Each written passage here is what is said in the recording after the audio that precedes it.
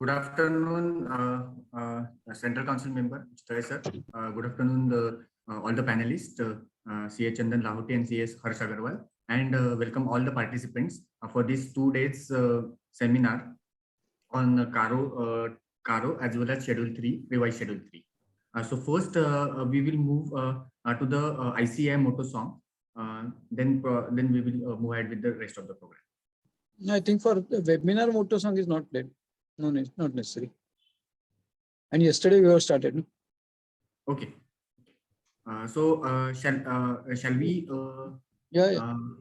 Okay. So we'll move ahead with the a small presentation for this regional conference, which is happening on 3rd and 4th June. So we'll play a small video for the regional conference. Reshma ma'am, can we have the teaser for the regional conference?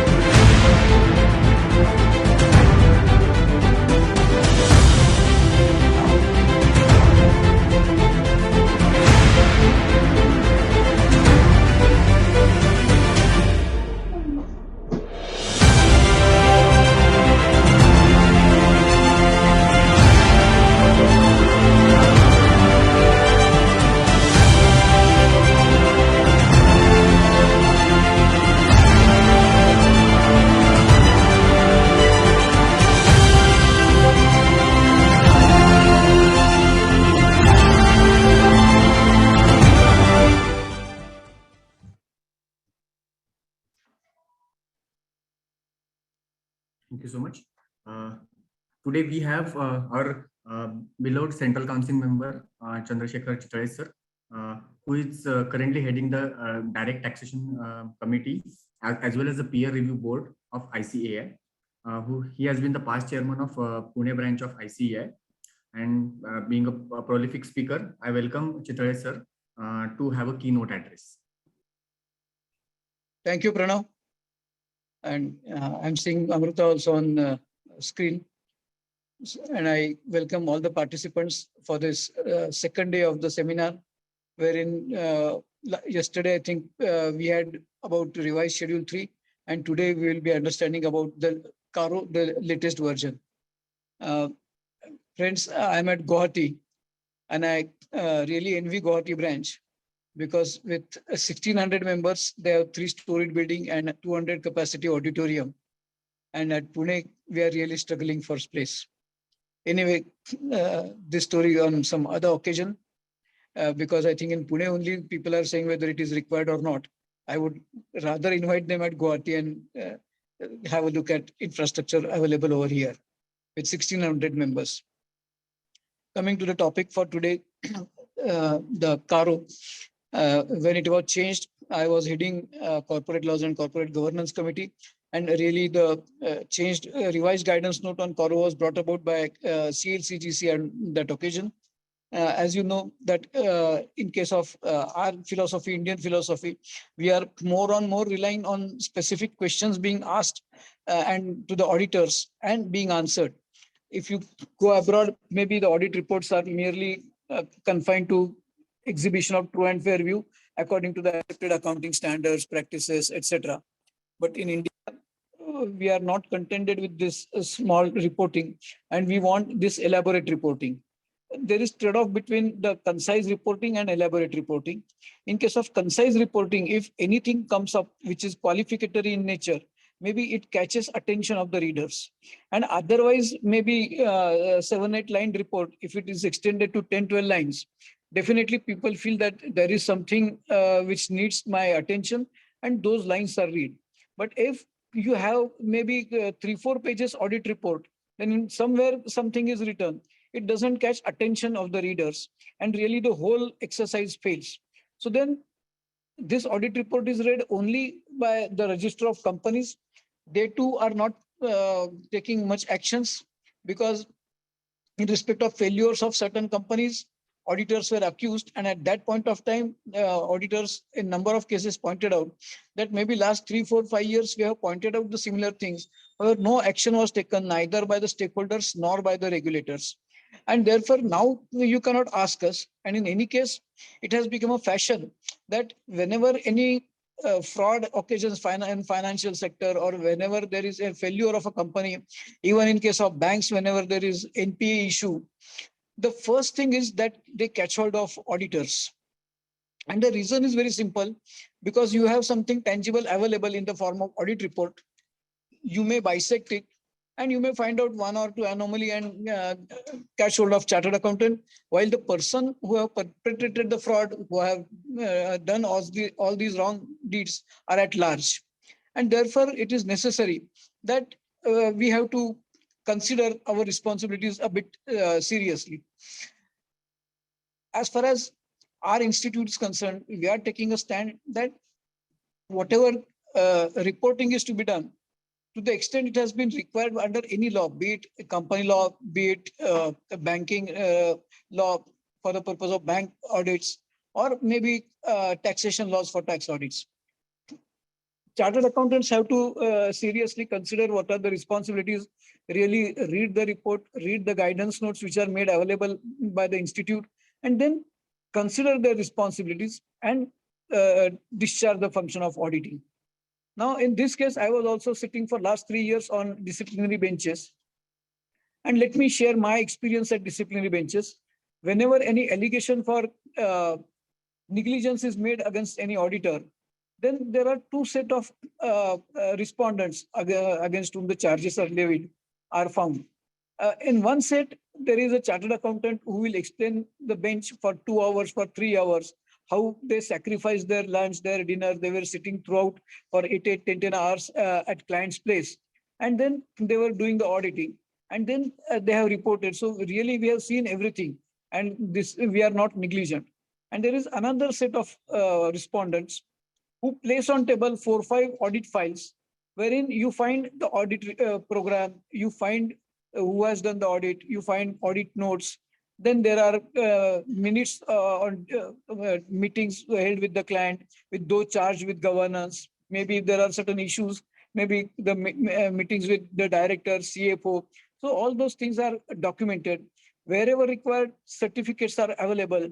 Not that certificates really protect you, but at least if the certificate is available and you have taken reasonable care to assess that particular contents in the certificate, and independently came to the conclusion that whatever stated in certificate is reasonable and you can rely on it, then definitely such type of certificates protect us. Just to cite an example, supposing in case of a construction company, if certificate of engineer is available, okay, the construction is 60% complete. There are 2 ways: you blindly accept it, consider the completion at 60%, recognize revenue to 60%, and that's end of it. Friends, please try to understand, this is not the job of a chartered accountant. He is not a person who will blindly accept such certificates, even if it is from a technical experts. So yes, as far as construction is concerned, engineers, RCC consultants, architects, they are considered as technical experts. But if they give a certificate that, okay, whatever construction is complete is 60%, as a chartered accountant, you have to apply a certain other tests as well. You have to consider, okay, what was the projected outlay for the purpose of a job? And if the projected outlay is say 5 crore rupees, and out of 5 crore rupees, if say 2 crore 50 lakhs have been spent, then first thing should come to your mind that if 60% of 5 crore is 3 crore rupees. This particular enterprise has spent, say, 2 crore 50 lakhs. So how 60% can be completed? Why expenditure to the extent of 60% has not been incurred? Or if expenditure of 4 crore rupees is incurred, 3 crore 50 lakh rupees is incurred, then we have to really ask that why only 60%? Why not more? Is there any case of any extraordinary, say, some construction was made and it was required to be demolished? So that is an abnormal loss that needs to be expensed out. So these type of questions one should ask while uh, accepting that certificate, and not only ask, they should place on record, accordingly do the accounting, and then you can rely on those certificates. Now, coming to CARO, there are various other matters which the auditor will have to respond. Typically, whether the prices charged by associated enterprises, whether they were reasonable, not reasonable. Now, there is distinction between tax audit report and CARO. In case of tax audit report, you are merely listing out the transactions with the associated enterprise. But in case of CARO, you have to really respond to the question that whether those prices are reasonable. And in that case, some exercise will have to be done to find out what are the reasonable prices, whether quotes were called for, whether those quotes are appropriate, or whether market price is available. So all those things one need to not only do, but to document. So more emphasis in case of an audit has to be on documentation besides performing the job. Because now the regulators have become very sharp.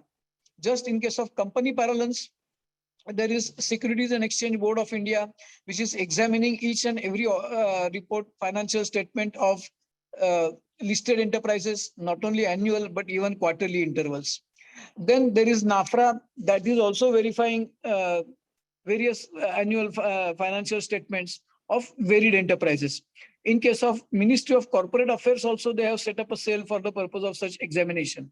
And whenever any anomaly is found, they're referring those cases to the ICAI, and we have our Financial Reporting Review Board, FRRB, that is then examining the mistakes which are pointed out by these authorities.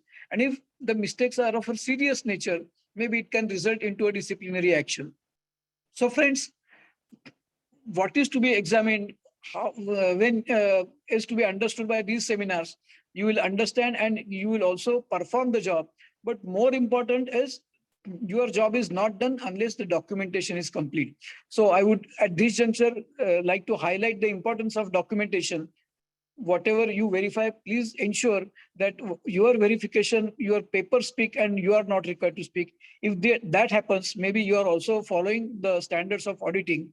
And now compliance with the standards of auditing in terms of provisions of company law also, it is mandatory. It is no more guideline laid down by the institute, but under company law also, audit has to be performed by following the standards of auditing and ensuring that the accounting standards that are announced by the Ministry of Corporate Affairs, in case of public interest enterprises, the Ind AS, and in case of other enterprises, the normal accounting standards, they are required to be followed. In many cases, we see that the accounting standards are not followed. Typically, the presentation for retirement benefits, for deferred tax, it is not in conformity with the requirements of accounting standard.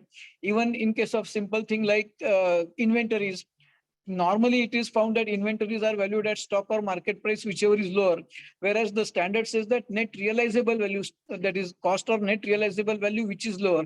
Again, if you write only one sentence, that is not enough. You have to identify how the cost is ascertained. So all these things come up from the standards. So maybe after this series, maybe Pranav, you can consider having one more series on accounting standards, typically which are usually used, like maybe revenue recognition, inventory valuation, provisioning, retirement benefits. So that maybe from that perspective also, the member will gear up for the purpose of doing this tax audit. So today we have very learned faculty for the purpose of informing us on this CARO. As you know, when the CARO was first revised, the guidance note was released when I was chairing the CLCGC. Thereafter also, we have revised it because certain revision was made in CARO provisions. And today we have that guidance note available with us. So today's lecture will also tell us what are various requirements of CARO, what are newly expected requirements, and then maybe in case you miss out on something, maybe the guidance note would be available. That guidance note also we can refer, so that your audit and reporting becomes foolproof, and you also get the deserving satisfactions besides remuneration. Thank you.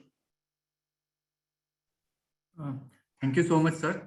We have taken a note of the same, and we'll try to arrange the seminars on that as soon as possible. Over to you, Amruta, for Thank you, Pranav. And I thank Chitraya sir for his valuable time, from the treasure trove of experiences from being there at the various helm of the affairs and committees there at the Central Council level. Sir, definitely we will keep in mind that if it is not documented, it is not done, is what is being presumed. So thank you, thanks a lot for the entire address. Now, heading towards the second half of the session, which we have started yesterday, clause-wise discussion on the CARO 2020. May I please request Harsh Agarwal and Chandan Lahoti to take the session ahead. I also recognize the presence of my committee colleague, Rishikesh Badwe, today. So over to you, Chandan and Harsh. They have again framed poll questions, which we will be requesting you to participate in. Yeah. Thanks, Amruta. Thanks, Pranav. Hope you could see the presentation. Is it visible? Can someone confirm this? No. Okay. I can see Chandan, so maybe it's presented. Now we can see. Yes. Okay. Great. We can see that. Okay. Great. Okay. So overall, thanks to Chitle sir. He clearly emphasized on the fact that nowadays the regulators and various other authorities and bodies are coming up with a lot of questions, etc. And hence we as an auditor need to keep an eye focus on this one. Overall, I would just, before going into the CARO slides, I just want to give a more detail about what is CARO and what we are discussing. I think so most of you are aware that CARO is an additional audit report what we issue over and above our main audit report, and that too CARO we report for the company's audit. Okay.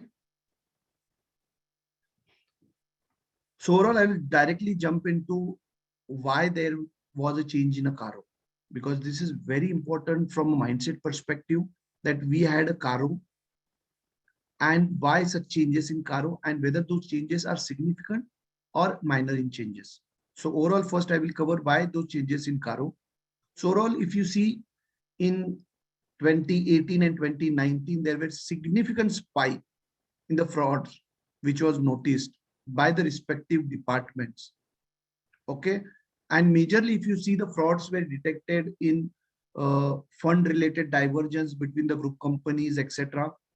There were a lot of unaccounted cash being seen, siphoning of a lot of funds from various places within the group companies, and misappropriation of inventory. These were key things which were noticed by the different regulators.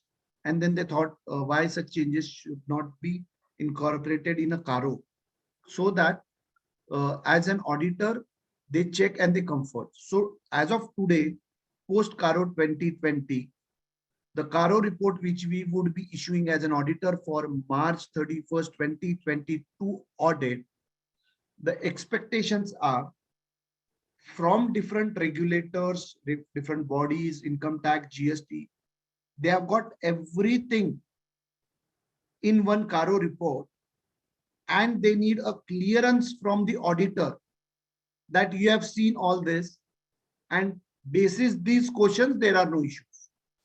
So ultimately, that's an expectations what today all the departments and bodies, etc., have from us. Second, significant enhancement has been done from regulators and more accountability by the auditors. Overall, if you see, board of directors, senior management, audit committee members, do a lot of expectations from the auditors.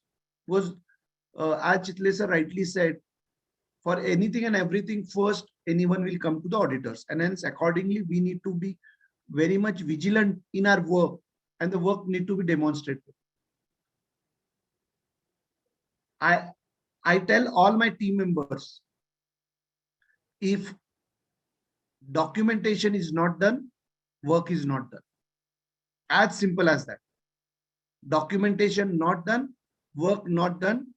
And I've seen few of my colleagues, they used to write on their boards, etc. We audit all, we trust only God. I hope you're understanding. That means that we can't just rely from management, through management representation, etc. For anything and everything, we need to perform the audit procedures. We need to get comfort over whatever we are putting in our audit reports. Okay. So I have one more presentation on this before we jump into CARO. Why such changes came and how overall they believe that they will get a comfort. So in 17, 18, 19, we have observed that there were so many last minute audit resignations for the listed companies and unlisted public companies. A lot of loans were just rolled over. There were a lot of going concern issues in a lot of financial statements. Corporate social responsibility related lot of issues could be observed. An internal auditor role has substantially increased now, because earlier, if you remember, for the CAs who have cleared and were working before 2016, earlier CARO included a reporting on an internal auditor. From 2016 to 2021, that was removed. It's now introduced back. A very important focus has been given in a CARO now to loans given to the related parties, and definitely whistleblower complaints fraud. In a lot of, so as part, I was part of a lot of internal external review boards, and I have seen for various companies, there were no consideration taken by the auditor in the financial statement or in the audit report or in a CARO report for a lot of whistleblowers or complaints or fraud already done and known to the company. And then now that becomes a very important part from an auditor perspective to consider, and hence we need to factor those pretty well. Poll question number 1, can we take up? Yeah.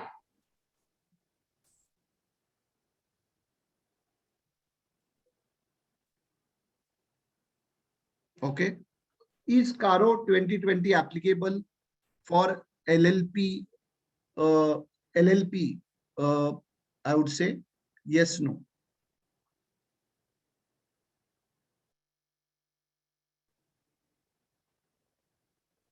Okay. I could see 60 odd participants has already published their answers. We'll just wait for 5 seconds. More participants can give their views.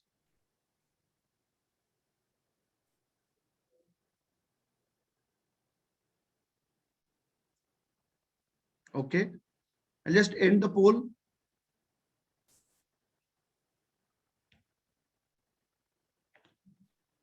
Harsh, could you see the poll answers what I have presented? Yes, I can see, but maybe I was able to see earlier as well. So okay, so we that's have, fine. So what I could see, 13% people believe that CARO is applicable for LLP also, but 87% has clearly have given their views that it's not applicable, and answer is correct. It's not applicable. So for LLP, CARO is not applicable. Okay, hope that's clear. Okay. Going to the next slide. Before discussing in detail about clause by clause CARO, changes in the CARO, so I would just explain in overall, from a CARO perspective, key things which had changed. One, definitely from a CARO perspective, if a company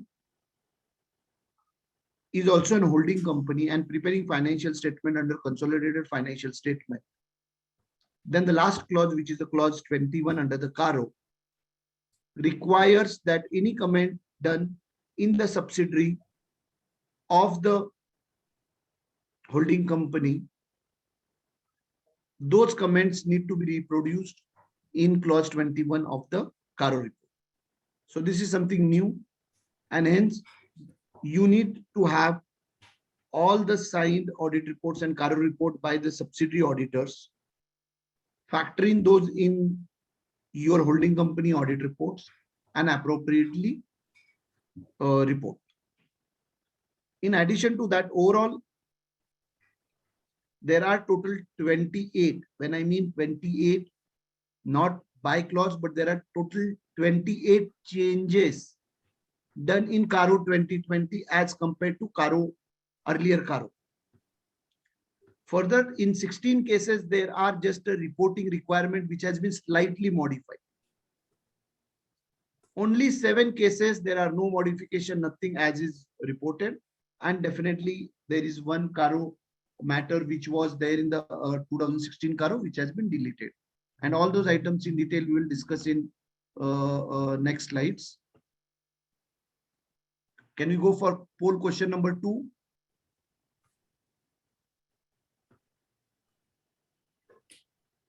Great. If auditor has not performed any procedure for one of the clause, either of the clauses, whether we can report in CARO with just taking representation letter or MR? And please answer considering the fact that practical problems, situations, etc. if they are, how should we go ahead?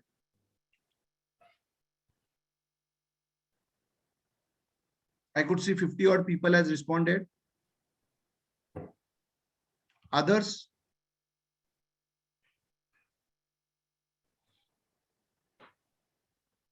We'll wait for more 5 seconds. I could see 80 odd people responded.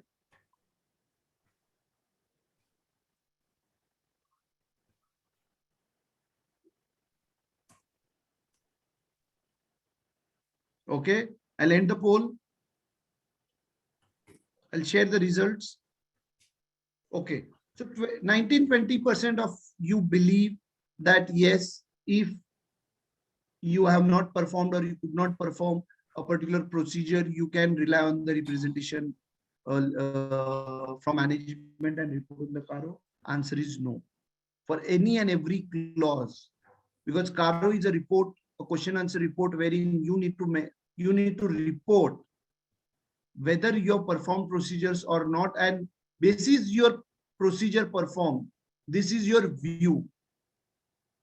It's a fact what you need to mention, and in CARO you can't say this in report. This is taken representation from management and we have not performed any procedure. That is not possible. So for the 18 candidates out of 18 candidates who believes we can perform the CARO only through MR, so, sorry colleagues, you need to revisit it and you need to perform the audit procedures. If you have any practical challenges, etc., we can discuss here, and we can elaborate what procedures to be performed, etc. If you have a practical challenges, I'll just ask if anyone has any question, they can raise their hand, unmute themselves and ask the question. I'll just wait for 5-10 seconds if anyone has any.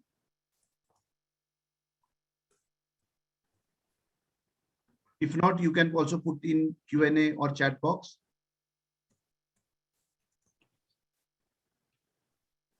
Okay. If no questions, we'll go to the next slide. So overall, for next 20-30 minutes, I will cover all the new reporting requirements which has come up in CARO.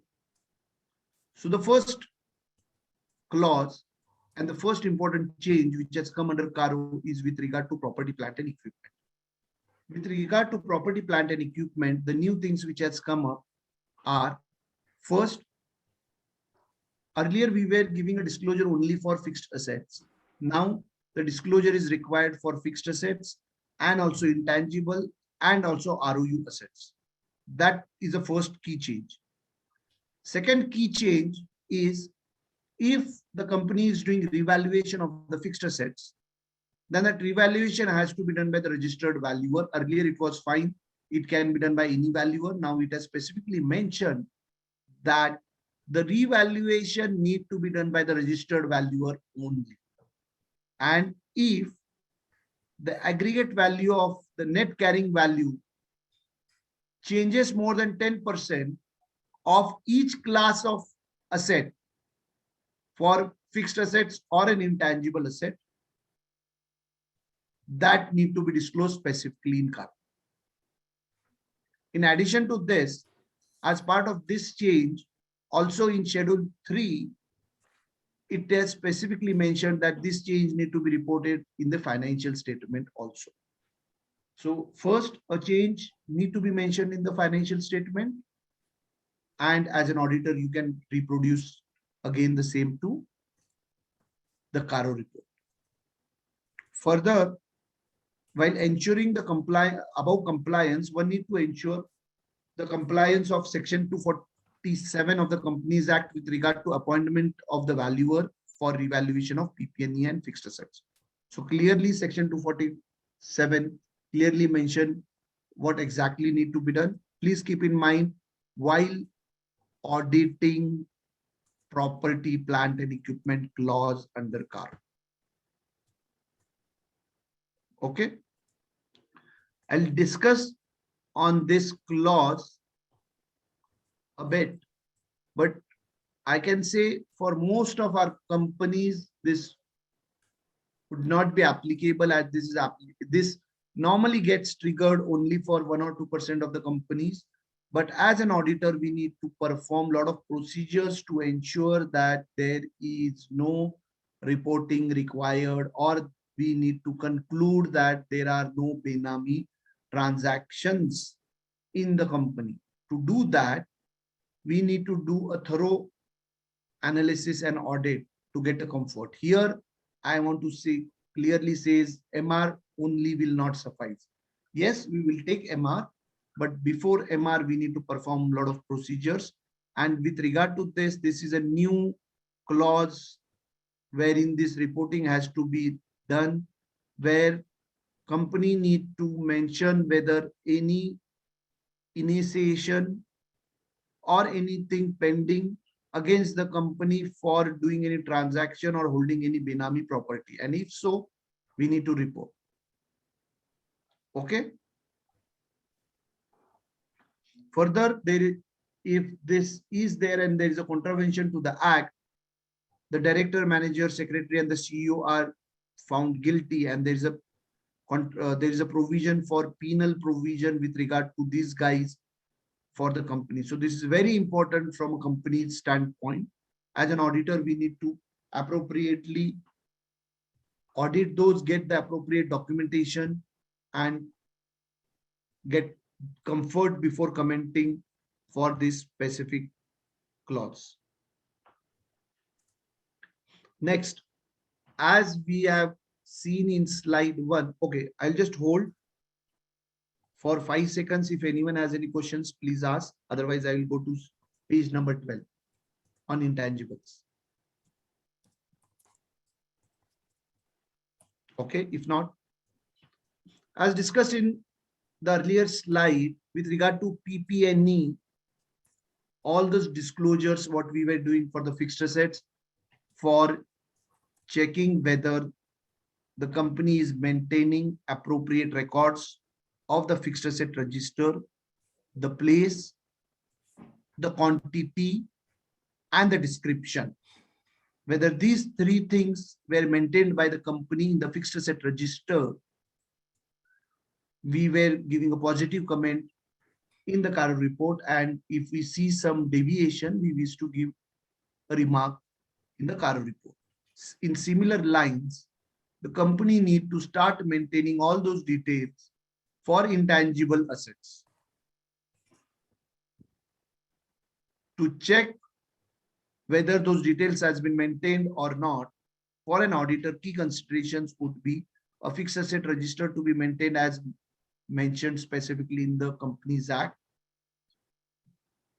As these are intangible assets, further consideration need to be given to the Copyright Act, Patent Act. We need to check whether the company has any copyrights, company has any patents, trademarks, etc.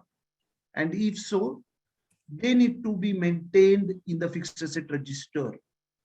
One could say that the cost of this acquisition or this was nominal or even 1 rupee, 100 rupees as the case may be. And if they were expensed out in the past years, you need to ask management to add those line items in intangible register with the nominal value or zero as a value. But those maintenance of a record is must.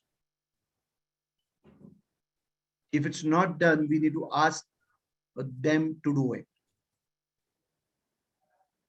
Further, from a location perspective, we need to mention at which location where they are maintained. When it means where they are maintained, we need to specify is that intangible for a particular plant or particular business, as the case may be. We can further do this checking through various registers what are available within the company and various other records which company has. But this is a very crucial clause, new clause, where a lot of reporting need to be done. And most of the companies will have some or other copyrights, trademarks, patents, and we need to be very much sure to look into it. Poll question number 3.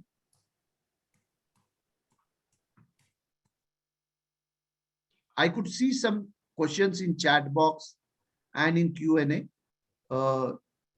Whenever Harsh would start taking his slides, I would respond to all those questions. Don't worry. The third poll question is, what need to be evaluated by an auditor to report on the requirements of submission of stock statement for the sanctioned working capital limit?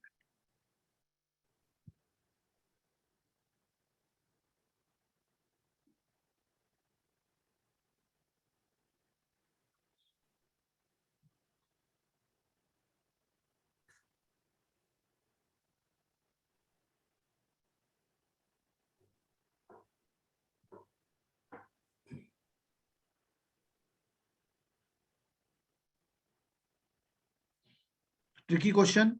I could see 58 people responded. I'll wait for some time because I want response from most of you on this.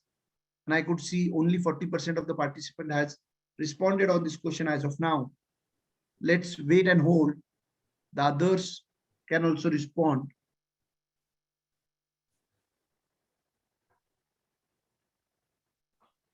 Okay, I'll wait for 5 more seconds.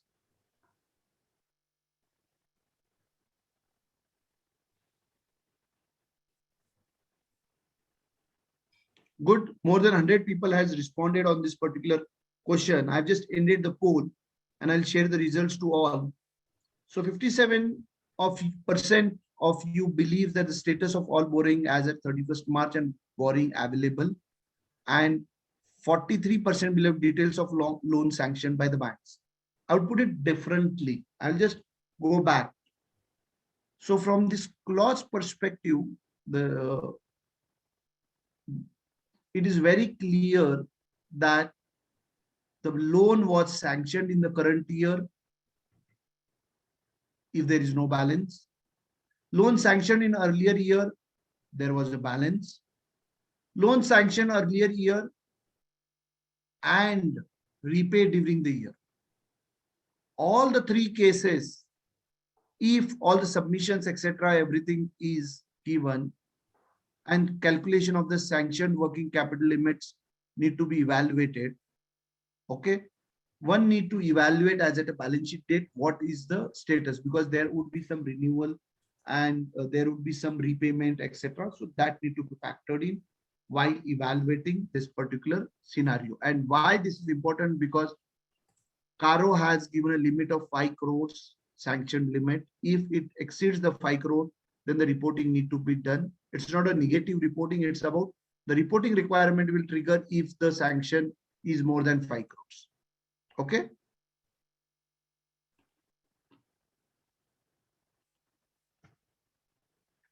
Okay, great. This is for manufacturing entity. This is very important, I'll say. And a manufacturing entity or a trading entity and having a loan or a sanction working capital. This clause is very important. A new clause, a new requirement, lot of challenges being faced, lot of discussion being happened over last 1 year on this clause, how reporting to be done. The first point is sanction working capital limit more than 5 crores. Point 1. Quarterly return statement submitted to banks FIS. A reporting is required if there is a discrepancies between the books of accounts and the quarterly statement. We discussed briefly about this particular item yesterday, and accordingly, I would say if the adjustments. So you all are aware that a reconciliation need to be given in the financial statement between the books and the returns what are submitted. And if you as an auditor believe first the difference is material, okay, and specifically the guidance note has mentioned about 10% over and about discrepancies, if any. Second, if it's material and the adjustment is not reclassification, etc., then those reporting need to be done. Further, earlier, whenever the company used to do the stock verification, the clause said if there is a material discrepancies, please report. However, in the current scenario, they have used the term 10% as a limit. If the discrepancy is more than the 10%, then reporting is required. I'll just wait for 1 or 2 minutes if anyone has any question. Otherwise, I will just check on the chat box the questions and try to respond on the. Yes, Rinkesh, go ahead.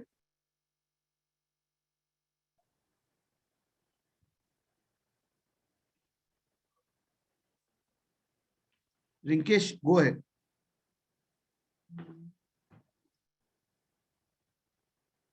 Hello, am I audible, sir?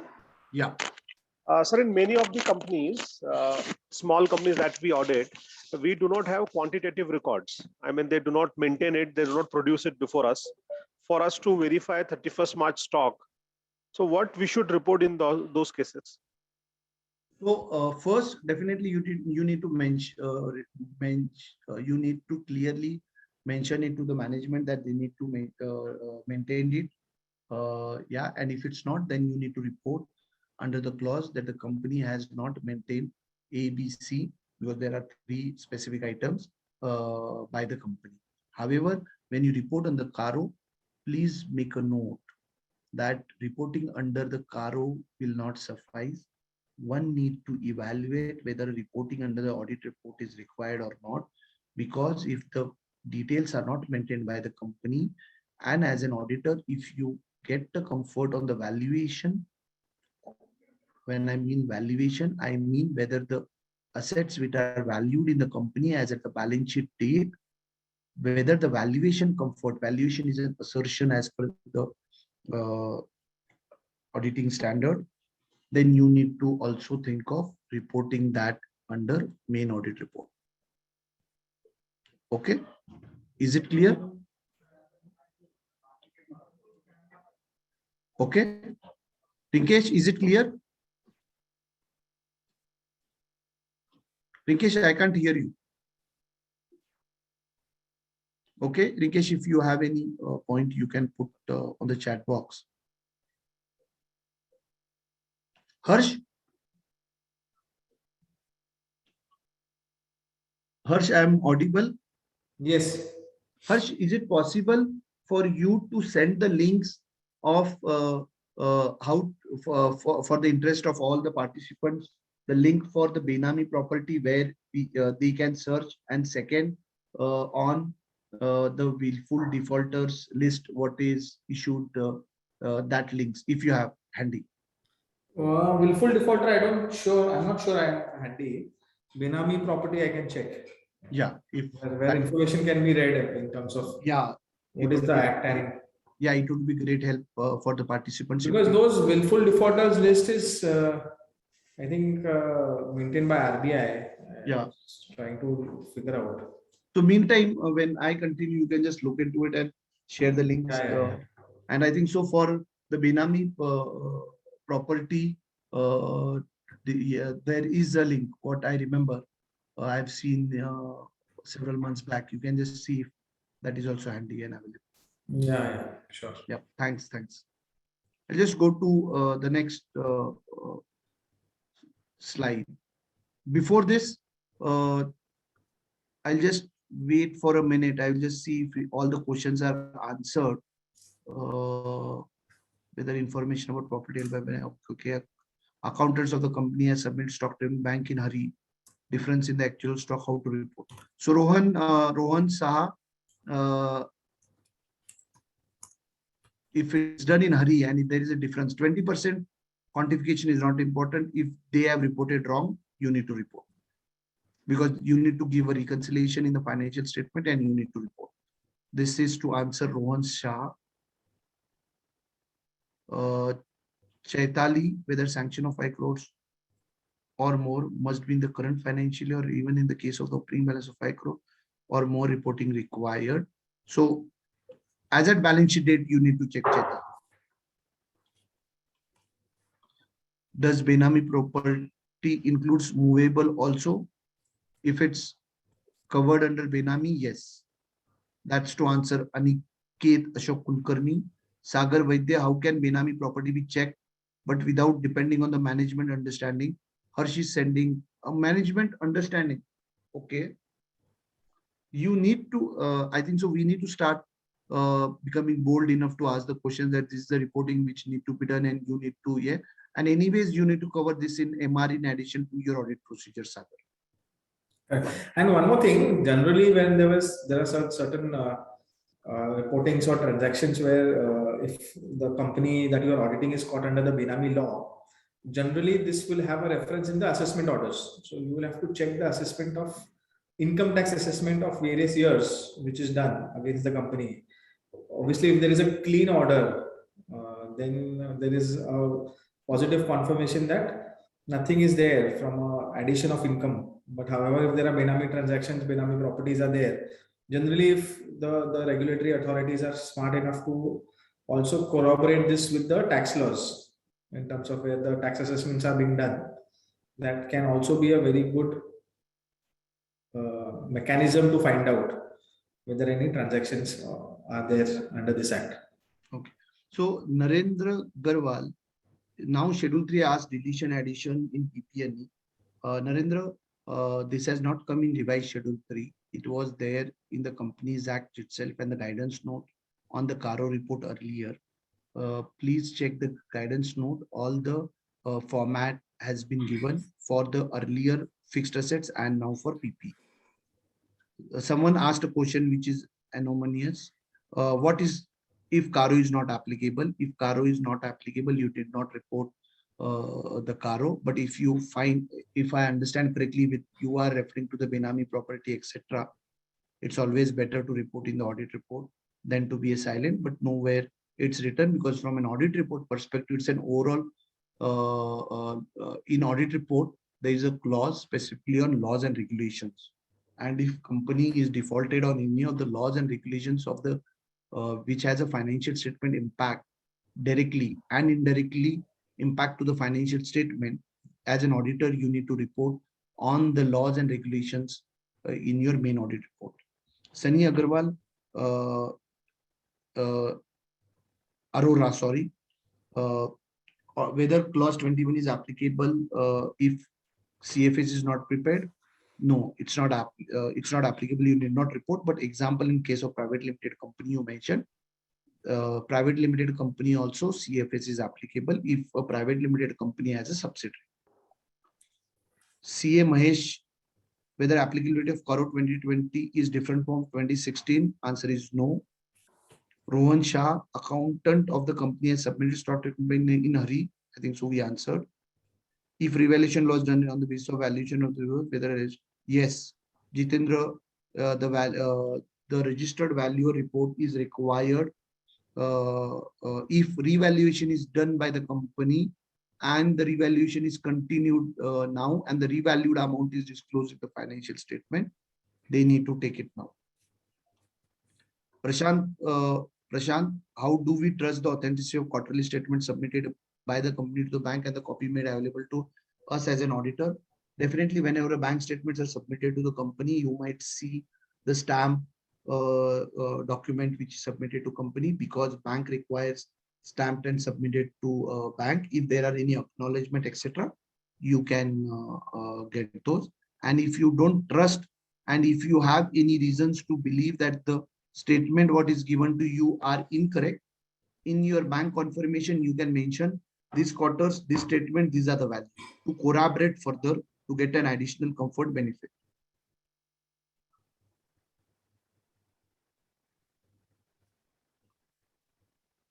Niranjan, I could not understand your question. Can you just unmute and ask? Niranjan Jai. Niranjan.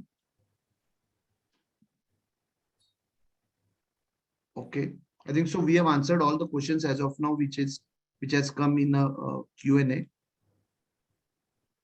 Okay, I answered to Niranjan because there were some few follow-up questions also which I already answered in chatting. So I'll take up this with Niranjan. Okay, fine, no problem. Okay, I'll go to the next clause specifically, which is very relevant and important, and most of the companies which we audit, be it a small, medium, or a large company, this clause is applicable, and hence this clause is the one of the most crucial clause out of all the clauses what we are doing from a applicability perspective. Definitely all clauses are important. So what's new in this clause? This includes investment done by the holding in subsidiary, guarantee given by the holding subsidiary and vice versa, security provided by holding subsidiary, and definitely loans and advances in nature given to firms, LLP, etc. These are covered. In addition to this, if loans are granted, guarantee provided, etc., would be covered if the principal business is not giving the loans. And from a reporting perspective, a table need to be presented by the auditor by subclassifying 2 subsidiaries, what are loans given, 2 joint ventures, 2 associates, the amounts, etc. And if auditor believes that the loan which is given is a prejudicial to the interest of the company, interest of the shareholders, then that need to be reported. When I mean this, an investment guarantee, everything is made, whether that has made at arm's length, whether the terms has been specified, whether interest payment is done on a timely basis, whether principal of loan is given on a timely basis, whether it is a demand loan or it is a period loan. All those things need to be factored while reporting under this specific clause. Okay, in this specifically, if the repayment of a loan or an interest is not regular and it is overdue more than 90 days, what are the steps what company has taken to recover the money? And if company has not taken any steps, and if you believe the steps are not appropriate, you need to report. And irrespective of the steps taken, etc., if the interest is and principal which is overdue more than 90 days from the date of repayment, a disclosure mandatorily party-wise is required in the CARO clause. The next point what I want to explain is very, very crucial for all the auditors and also for the company, because then company need to ensure that this would be reported by the auditors in the audit report. If there was a loan given to the related party and it is renewed, that need to be reported. And in this case, renewal means a loan was given, repaid, and again same loan given. It is just evergreening of loan. Those also need to be reported. Extension of a loan, etc., need to be reported. In this case, what is the percentage of such loans as against the total loan given to the related party also need to be reported. There is a specific table mentioned in the guidance note and in the CARO what exactly it need to be reported. Okay. I think so. We discussed in detail in last 2 slides about this particular slide with regard to the CARO reporting and what exactly we need to do, but I will further enhance. Rinkesh, just give me 2-3 minutes and then I will unmute you and you can go ahead. From a new reporting perspective, if the company has declared a willful default by the bank, it need to be reported.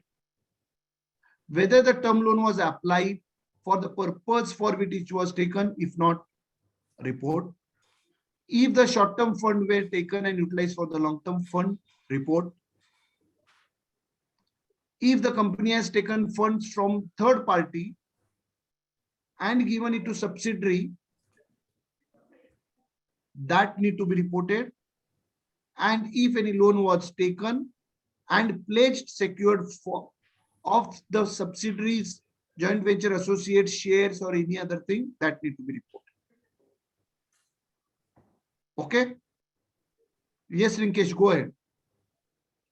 Sir, in one of my company's case.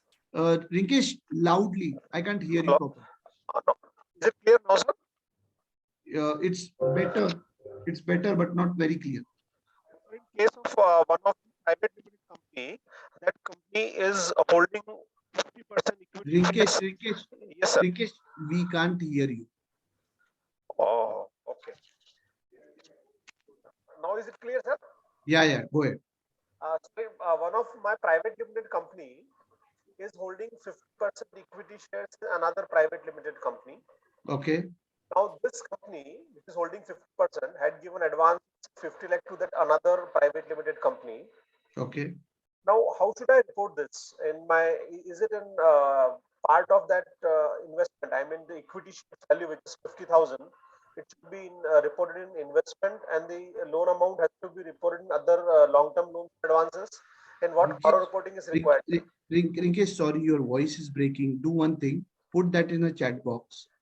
I'll read and give all the facts. I'll read that, and in between, I will just revert on your specific query to everyone. Okay. Thank you. Okay. Anyone has any question till now on PP&E, intangible, Benami property, loans, advances given to the related party, etc. I'll just hold for few seconds and anyone can raise hand, ask specific question, what need to be done as an auditor, what need to be done as a company. Okay. If not, I will just, yeah, Anurag, go ahead.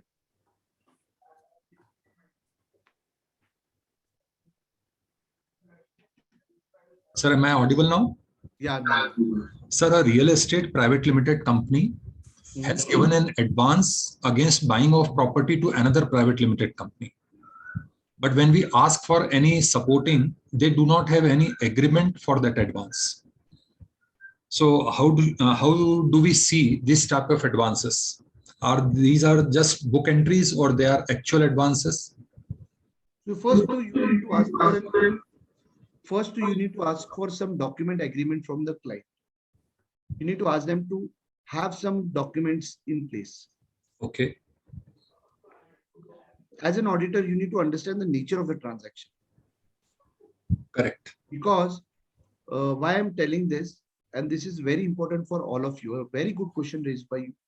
So for example, if there is no document which is given to you, which you can keep on paper that this is a particular transaction with this nature, etc., so that we evaluated and we concluded what need to be done in the audit report. Tomorrow, they might create some other paper and they say, oh, this was a transaction and you will face it out. And similarly, this is from a company perspective, that paper later created and the proper disclosure not given in financial statement is crucial and important. Okay, thank you, sir. Yeah. And there is a specific reporting for these cases where if the terms are not mentioned or even if the loans are given. And No, Harsh, here one need to evaluate whether the loan and advances in the nature of loan is there or not. Correct. So we were discussing this, whether it is customary for a business Yeah, to do loans correct. What is the period and what is the...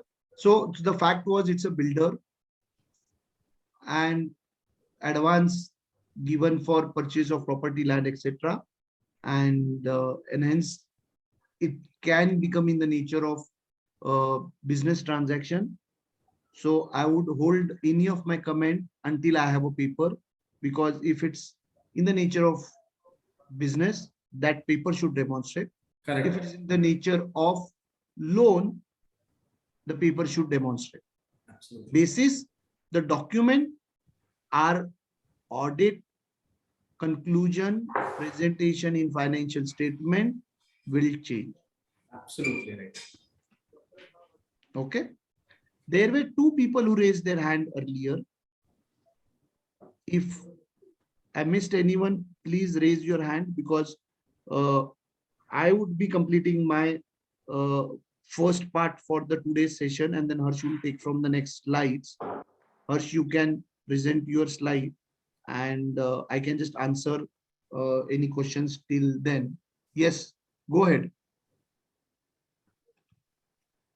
I could see raise hand by Shankar Agarwal. Shankar, go ahead. And Anurag, if you don't have question, you can unmute. Yeah, go ahead, Shankar.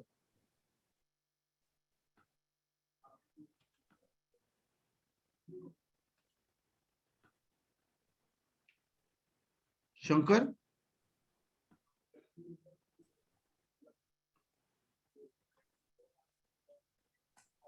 Harsh, you. I have unmuted Shankarji, so please let me know if at all any issues at your end. Maybe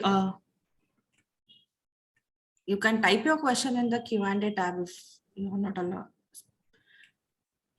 Okay, fine. Shankar, you can type your questions or whenever possible for you. You are unmute, Shankar. Okay, no problem. Shankar, whenever you are available next, you can go ahead.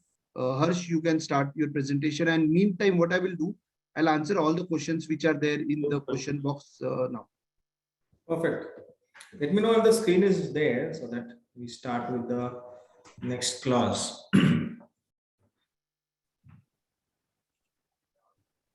Okay, the next clause talks about the reporting on frauds and whistleblowers. So one of the key requirements of bringing the changes in CARO was all the frauds and whatever misrepresentations, wrongdoings were happening in the overall corporate world in the last few days. And in fact, you can also, if someone goes to read out the orders which are published by NFRA or published by those companies where frauds were detected.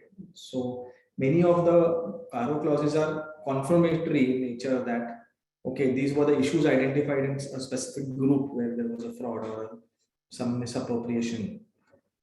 So fraud reporting and whistleblower complaints is one of the themes that came out, and hence it was introduced in the CARO reporting.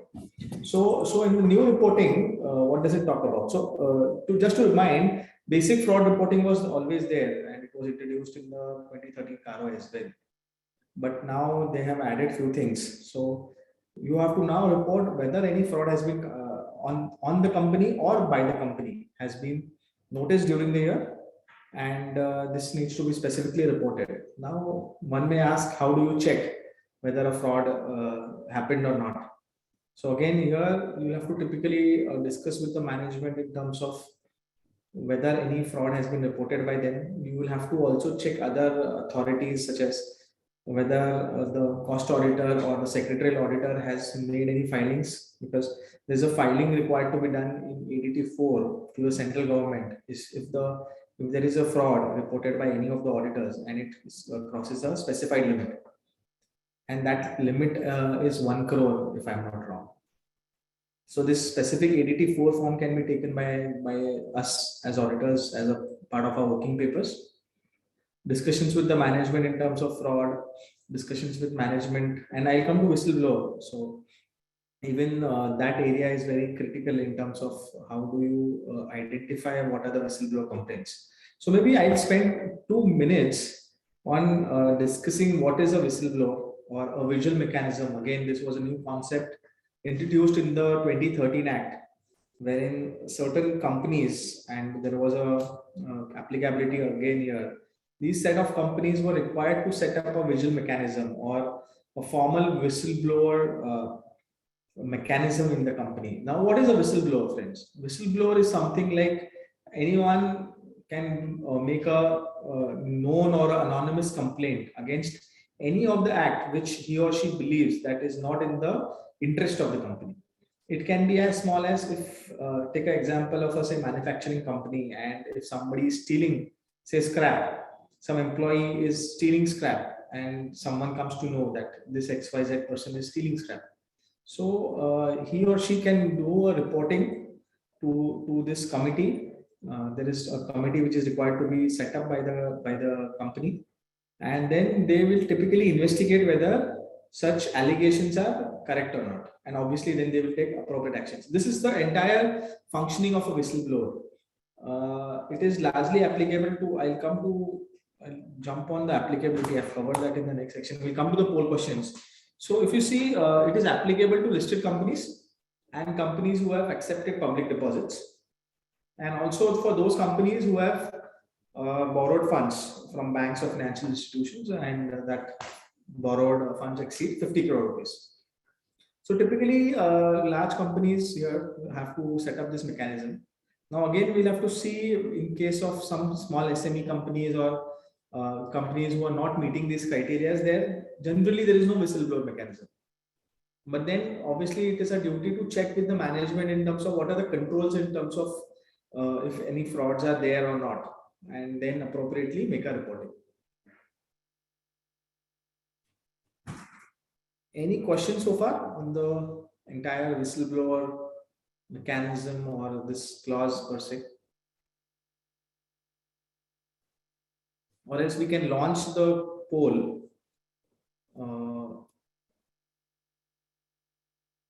We had a poll, question number 4. So Reshma madam, if you can set up the poll. Yeah, there it is. Yeah, I have put it in. I have put it. Perfect, I can see. So participants, please, you can go to the poll question where it is asking about how do you determine whether your client is a willful defaulter.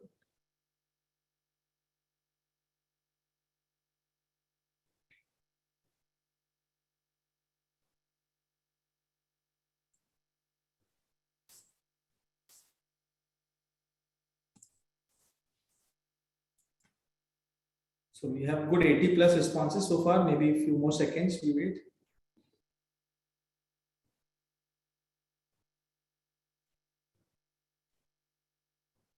Around 100, yeah. Yeah, essentially it is. So most of the, so maybe I can stop the poll now and maybe we present. Yeah. So I'm unable to share. Maybe I'll just check in. If you can check if Harsh, yeah, it's being shared and everyone can see it. perfect. So most of the people are right, where 80% people believe that both A and B can be sources. So typically, like we were discussing yesterday, also bank, it's up to the bank to declare a company or a person as a willful defaulter. So the best source is to get it from bank. Civil reports is also equally good source, where there is an agency where even on a personal level also, if you want to see your civil score, etc., it is now very easily available. So it is available for the companies as well, where if there are any defaults, those are mentioned, and likewise you can understand. So moving ahead, as there were no questions on the whistleblower, we can move on to the next section, which talks about internal audit. So friends, this topic, internal auditor, is very interesting. And if you remember earlier earlier CARO version also had this. In between it was dropped. And now in the 2020 version, it is again introduced.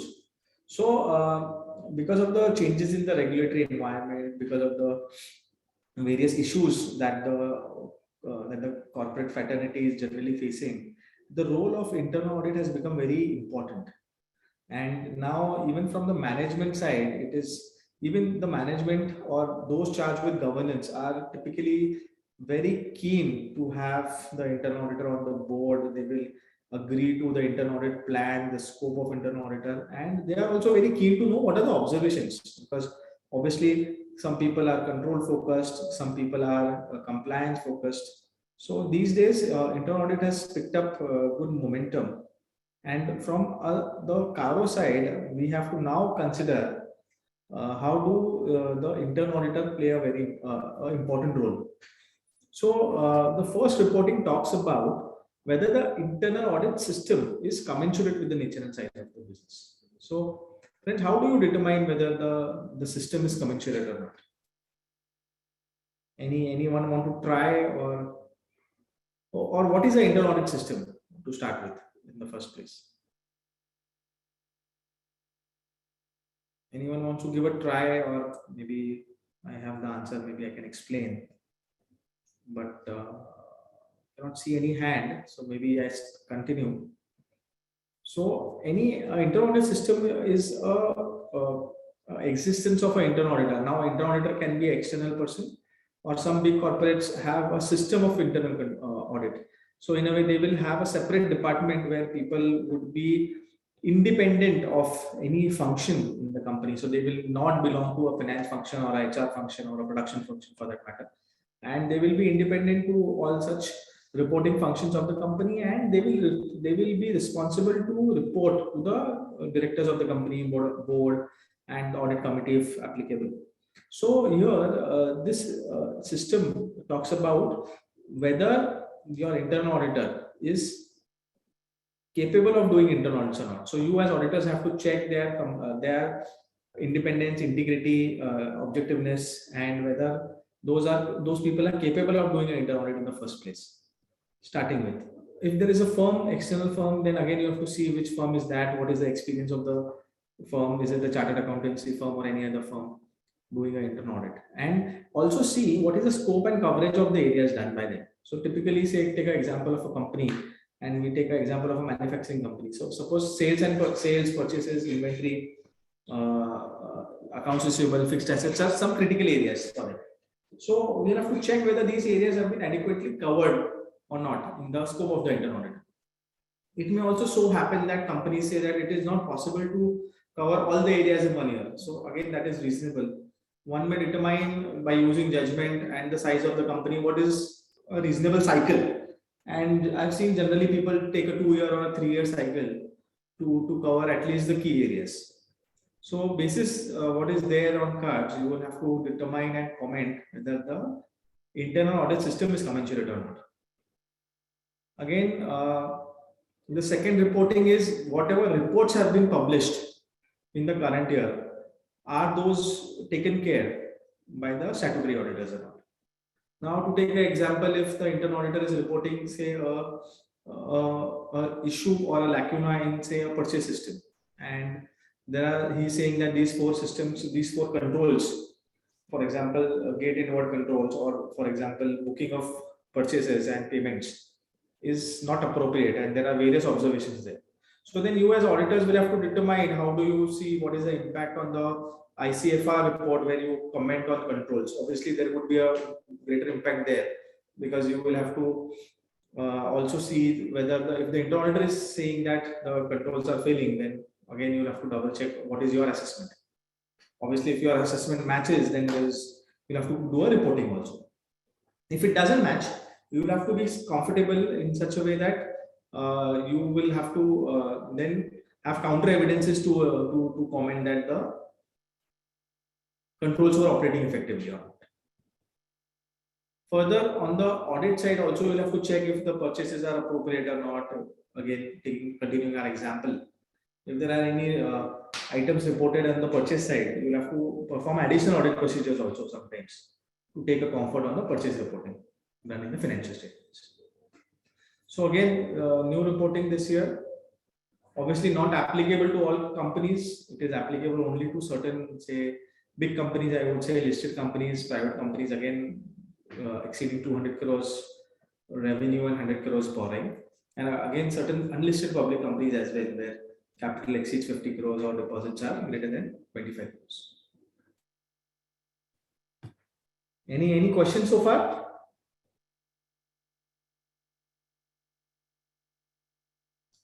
So we move ahead to the next topic is about the going concern assessment, and there were some questions also yesterday where we were talking about ratios, etc. So maybe I'll start this. Okay, I can see Jiten Biani asking something. Jiten, go ahead. You can unmute yourself and ask the question. Or Ishma, if we can help Jiten unmute. I have unmuted him. Please go ahead, Jiten.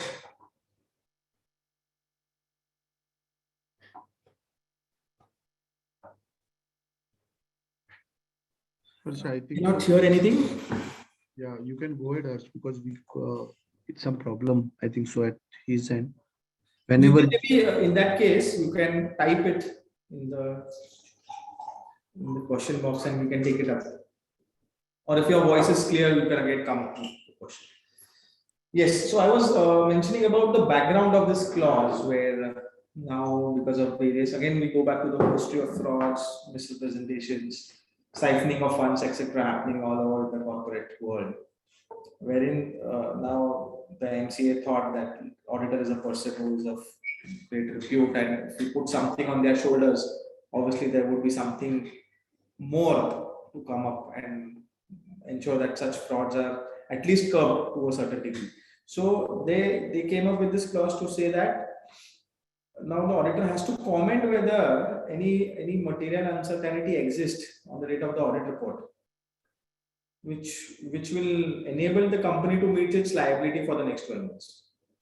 So again, very dangerous. Like I was discussing yesterday, how can anyone comment whether the company will be able to pay their liabilities or not? Again, depending on the structure of the company, depending on the leverage that they have in terms of own funds, borrowed funds, various parameters are there. Tomorrow, it may so happen that some orders which the company currently have may get cancelled, or there may be some other external factors present, which may, even if the intent is there of the company or the management, some external factors may so come in the next 12 months, which are unknown today, right? So it is a very onerous clause, I would say. But again, then there were some amendments in the revised Schedule 3 as well, where now the company has to give certain ratios as well. So now, from a reporting standpoint, we are clearly stating that on the basis of the ratios, the aging parameters, the realization of the financial assets, etc., whether it would be appropriate to say whether the company is capable of meeting its liabilities or not. But friends, honestly, in some industries where there is a very neck-to-neck competition, sometimes the loans or current assets are less than the current liabilities because of the nature of operations. There are a lot of borrowings, external debts, and a lot of dependencies. It would be a very difficult call or a judgment that we will have to exercise going forward while we report on these clauses. Again, I have practically, if you want to talk, I have seen some companies who are dependent on the parent companies. So it may so happen that the subsidiary is doing losses, not good, but then they will take a support letter from the parent. If it's a government-owned entity or a state-owned entity, obviously there will be certain payables to the government parties, and then they will take some support letter from here and there. So all these facts should be mentioned here. If a support letter is taken, this should come out very clearly in your report. Do we have some questions on the chat box? If people are not able to answer, we take Harsh, all questions on chat box and Q&A answered. Perfect. Perfect. So again, maybe I pause for a minute or maybe half minute for people to absorb and come up with questions if any. Otherwise, we move on to the next question. Harsh, should we take 5 minutes break and then we continue? Because I think That's so a we good have idea. 30-35 minutes more to go. Yeah. It's better that we take a break of 5 minutes. Sure, we can resume in 5 minutes. Yeah. It's So requesting all the participants to use the same link. Please don't go away. You can just keep this on mute mode. We can resume on the same link in 5 minutes. it's 4:51 now. We will start the session at 4:57 to be precise, so that everyone is aware. Thank you. Sir, can you hear me? Yeah, Sunny, go ahead. So Yes. others can be on a break. Sunny, we will answer your question. Actually, you were mentioning earlier with respect to this strike of companies, Benami transactions, and willful defaulters and whistleblower complaints. So, if the link is available in the public domain, which we all can refer. Yeah, Sunny, whistleblower. So I will just answer a few of the questions. Whistleblower, there would not be any link because whistleblower is a mechanism which is devised by the company for the employee and various other people, only for company. All those links, etc., details should be available with the company itself. Okay. Generally, you will find a list with some director or some person. Yeah, that won't be available in general public because that's an internal affair. Okay. That's with regard to first. Second, with regard to willful default by the banks, Harsh, you would try, correct? I was trying. There is no list. Even Okay. we tried even in the audits that we perform. There is no such list. You have to contact your bank. So, for example, I'll tell you the audit procedure. If you're having relationships with, say, 5 banks, reach out to those 5 banks, just like you reach out for bank confirmations, and specifically ask them to spell out whether the company is a willful defaulter. Okay. And obviously, you will also know by audit procedures whether there are any defaults or not. Okay. Now, if you find bank loans outstanding for, say, 3 years, 4 years, 5 years, 2 years, whatever, overdue, any overdue amounts, obviously there would be some red flags, and then you can determine the extent of the audit procedures. Okay. Coming to strike off companies, again, there is no list. You have to go to the website of the ROC. So, for example, now the question is, how big is your company? If your company has operations in, say, Maharashtra, at least you will have to go to the ROCs of, say, Pune, Mumbai, and the big ones, Nashik, and check. So the procedure is that every ROC will publish a list of company which are struck off by them, by that ROC. Now it is possible that your company, a Pune company, having transactions in Rajasthan, so that Rajasthan company can also be a strike off. So technically, you have, if I'm not wrong, there are 28 or 29 ROCs in India. Okay. And, technically, you have to collate all the information, which is very onerous and problematic, I believe. So there is no central repository available with anyone. Sunny, from an income tax perspective, income tax on their website has declared Benami property list. Okay. Okay. I have just put that information. Yeah, that was your last one. Yeah, okay. I think so. Hope you got answers for all. Yeah, thank you very much. Okay. So we come back in 2-3 minutes. Yeah.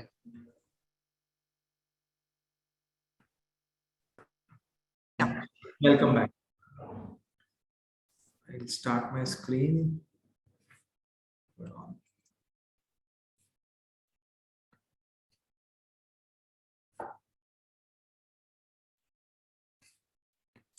So we were on the going concern assessment clause.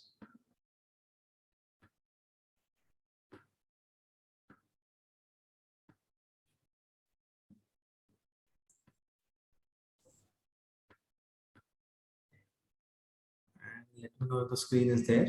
Yeah. Yeah. So moving ahead, we have a poll question now. Reshma ma'am, put up the poll question. Launched. Yeah, Okay. we've launched. Yeah. Perfect, perfect.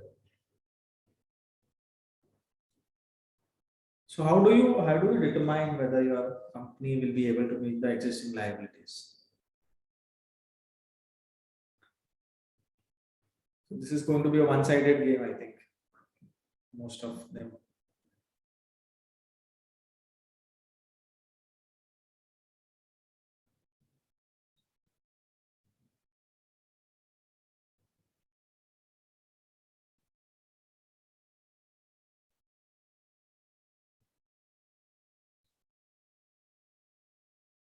So you have to see the financial ratios, whether you see the financial positions of the company, whether the loans that they have obtained, what are the facilities existing with the company, have they been paid off adequately?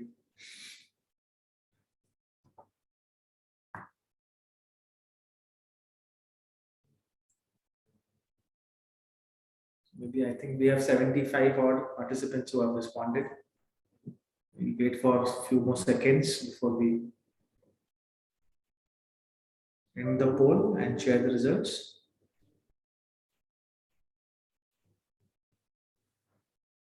Everyone is very much present there and they are participating. Yeah. Glad to see. Absolutely.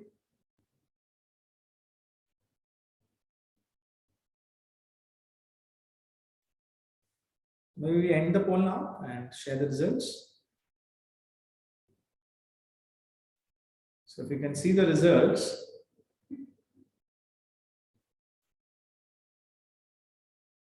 most of you have said all the above. So basically you have to see ratios, you have to apply your judgment, you have to see the health of the balance sheet, whether the enough assets to repay the liabilities, what is the ratio of current assets in terms of liquidity position of your company as at the balance sheet date, and determine whether what should be your comment in this clause. Okay, maybe we move ahead on the other clauses. So how we have designed this PPT is that we cover all the clauses which are new ones, and then we go for the old ones or those ones where there are minor modifications. Finally, there was a clause which was deleted in this CARO, and see that all the 21 clauses have been discussed at length in this session. So the other reporting clause is about reporting by the NBFCs. So earlier CARO also had one clause about section 45I of the RBI Act. So in the similar clause, there are further more requirements now which are being added. So it talks about whether any NBFC company or a housing finance company is operating without obtaining a certificate of registration from RBI. So if your company is typically an NBFC and you have to check whether the registration certificate is available live and accordingly comment. Others can say that it is a not applicable case in your case if it's not an NBFC. Similarly, there are requirements and definitions of core investment companies where the certain other criteria has been mentioned in the financial assets and the income is totally dependent on the financial income, or for example, loans given to subsidiaries, etc. If such companies are fitting the criteria of core investment companies, then again, you should be specifically requiring to disclose whether your company is a CIC.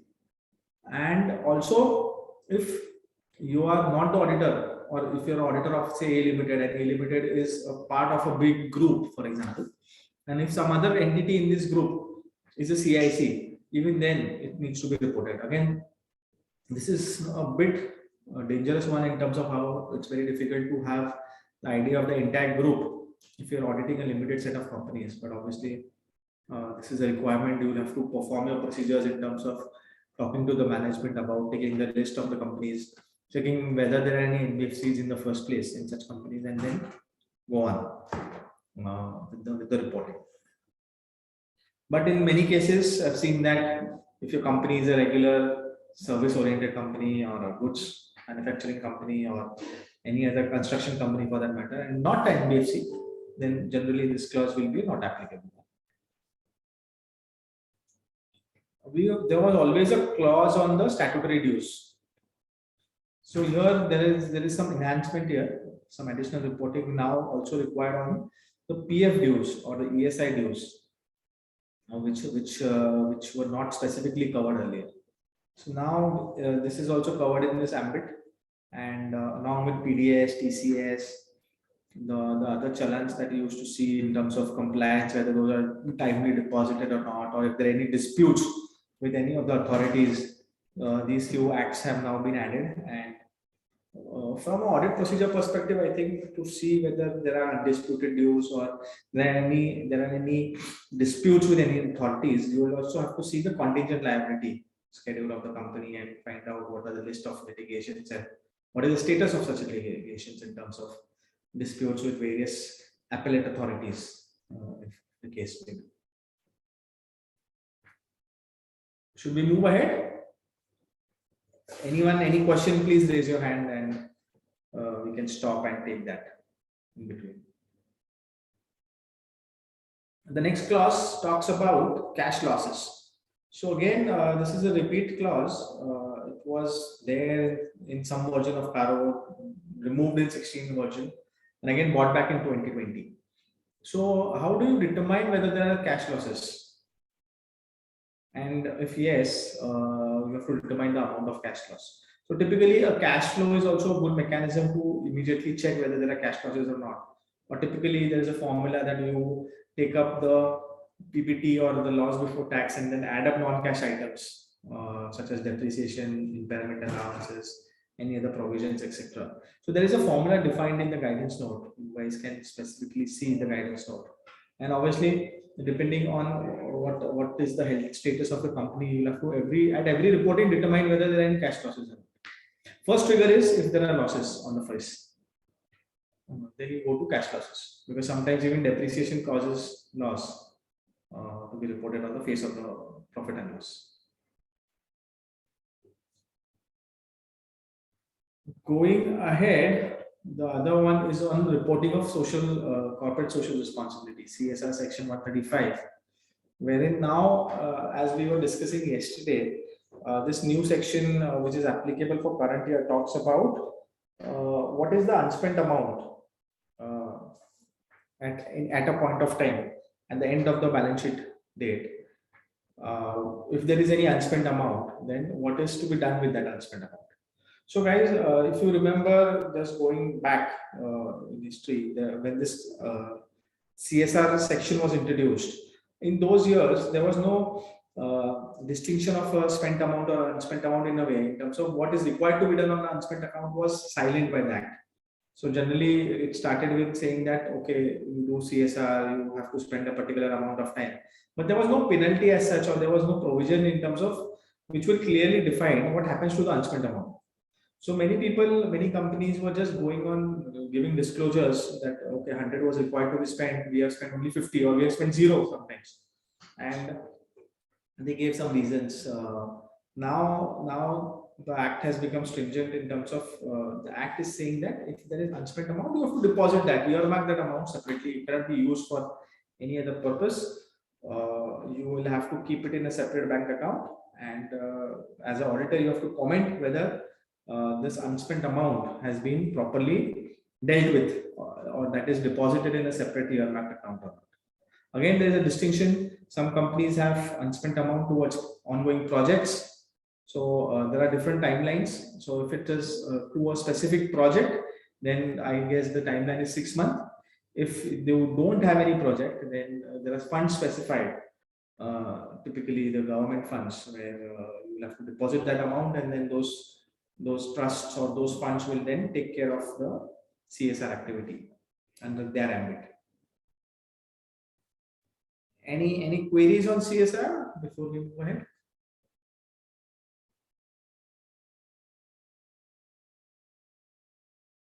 Okay, then we move ahead about the reporting in the consolidated financial statements.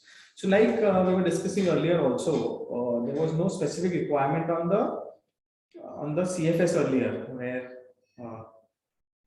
if you are an auditor of a holding company and you are opining on the consolidated financial statements, now the CARO requires that if there are any adverse comments on any of your subsidiary associates or JV companies, you have to reproduce those specific adverse comments in your main audit report also.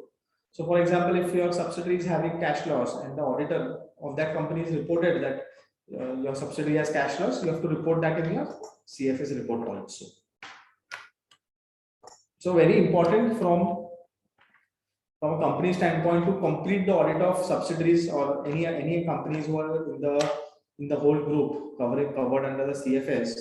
It's very important for them to complete their audit first, take the reports on record, and then go on the reporting on the clauses. Any questions before we move ahead? I could see some hand raise. Or that was by mistake, I don't know. Maybe we can move ahead. If you have any questions again, you can stop me.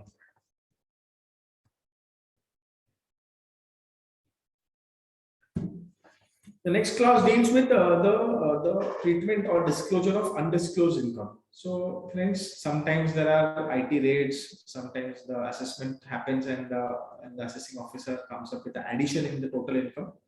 Those are typically undisclosed income or the income which is offered to tax in that assessment year. So how do you treat this in the books of accounts? What's the question? And hence now this is a new clause that has come up, which says that if there is any such case of any undisclosed income in the tax assessments, then you have to report. Now, as an auditor, how will you determine whether there are any undisclosed income or not? Again, very difficult, but then you can go to the assessment history of the company. You can take year-on-year cases of income tax assessments, obtain assessment orders passed by the assessing authorities under various sections. It can be 143 order, it can be a penalty demand order, any case. And if there are undisclosed income, then those income should also be bought, because the tax authority will tax those income and charge income tax. But those unaccounted income should also be brought in the financial statements. So you'll have to do accounting of the prior period in the form of prior period error, and also ensure that your treatment is in line with the accounting standard, that is accounting standard 5 or Ind AS 8 in case of prior period errors. If it's a material amount, obviously you'll have to disclose that in the financial statement also. And obviously in the CARO report, there will be a specific disclosure.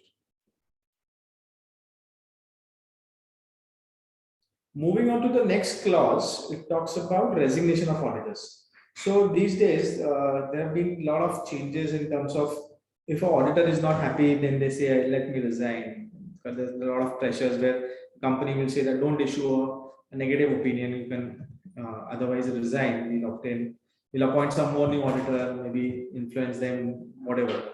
But or if there are if the views of the management and the current auditor are not matching, they will say that let me go to an ex-auditor. So in such cases, generally there was a lot of resignations which were happening. So now clauses come up specifically to say that if there are any resignations, were there any objections or issues raised by the outgoing auditors? Obviously, there can be a resignation for any other reason also, in terms of if there is no bandwidth or there is any other case. But specifically from a reporting perspective, you have, if you are the incoming auditor in the current year and there is a resignation of auditor, you have to specifically take a NOC, which is also mandated by the ICAAP Code of Ethics. But again, in this case specifically, you have to ask a question whether there are any concerns, etc., by the outgoing auditors. And if those are, then you have to obviously deal with those in your audit procedures. Any questions?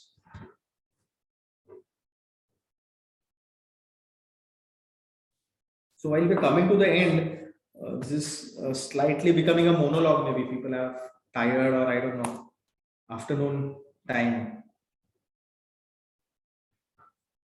So that was all about the new, absolutely new clauses which were not there earlier. Harsh, Yeah. I think so. They are awake because they are putting a lot of questions in chat box, and and I'm answering.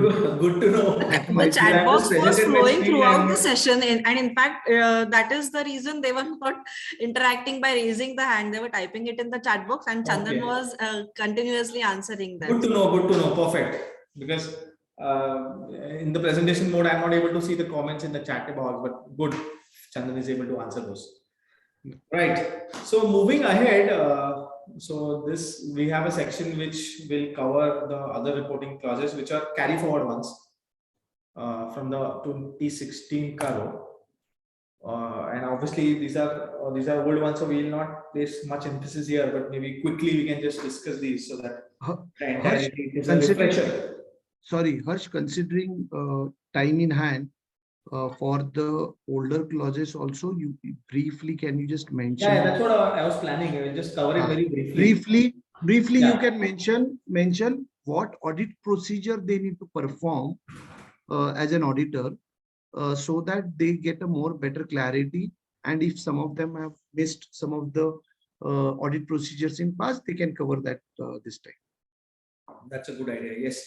So on the carry forward ones, this is a classic one, section 185, 186, which talks about loans to directors and key managerial person. So here again, whether the provisions of this act have been complied or not have to be reported.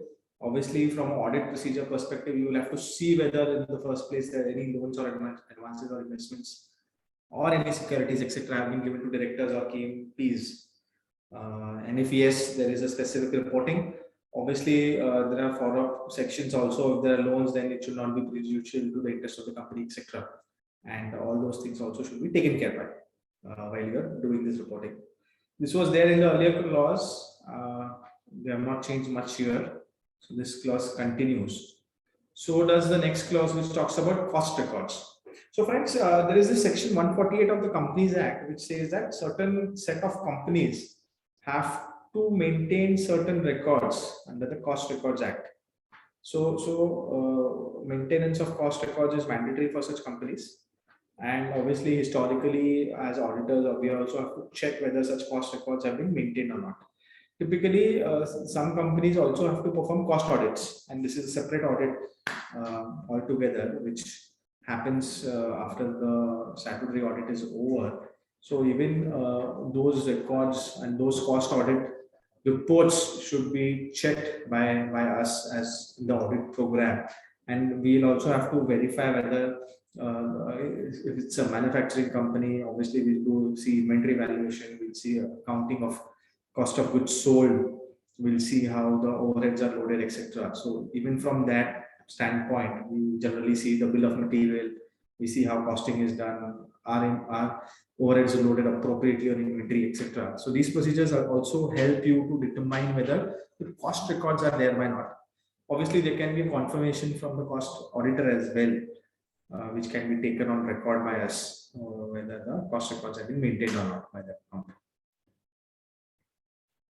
The next clause talks about Nidhi company. Generally, if you're auditing a non-Nidhi company, then most of the times this is not applicable. Personally, I have not audited any Nidhi company so far. So generally, it is, I have seen that many places we say it is not applicable. But where this clause will become applicable is if your company is a Nidhi company, then there are certain rules. One of them being you have to maintain a ratio of, your deposit ratio should be in the ratio of 1.2 to the liabilities to meet your liabilities. And obviously 10% of your unencumbered term deposit should be specified as per the Nidhi rules. So specific again, very specific comment on a specific Nidhi company clause, which was there earlier and is carried forward now as well. We go to the other one, classic again, section 177, 188, which talks about related party transactions. 188 talks about the approvals of related party transactions in case of public companies, where all the related party transactions should be either approved by the board or these transactions should be at arm's length in the first place. So you have to see whether these two sections are complied or not. Because related party is an area where it is very easy for the management to manipulate various things, because obviously, as the name suggests, there are a group of companies, all of them are related. The promoter, for the promoter, it's one pocket to other pocket, so it doesn't really mean anything for that for the person sitting on the top. So it is very easy for certain controls which can be bypassed, or certain management biases that can be built up naturally in the course of related party transactions. So as the act suggests, all the related party transactions should be at arm's length. Now that is an audit procedure that we have to do and check whether the arm's length principle has been followed or not.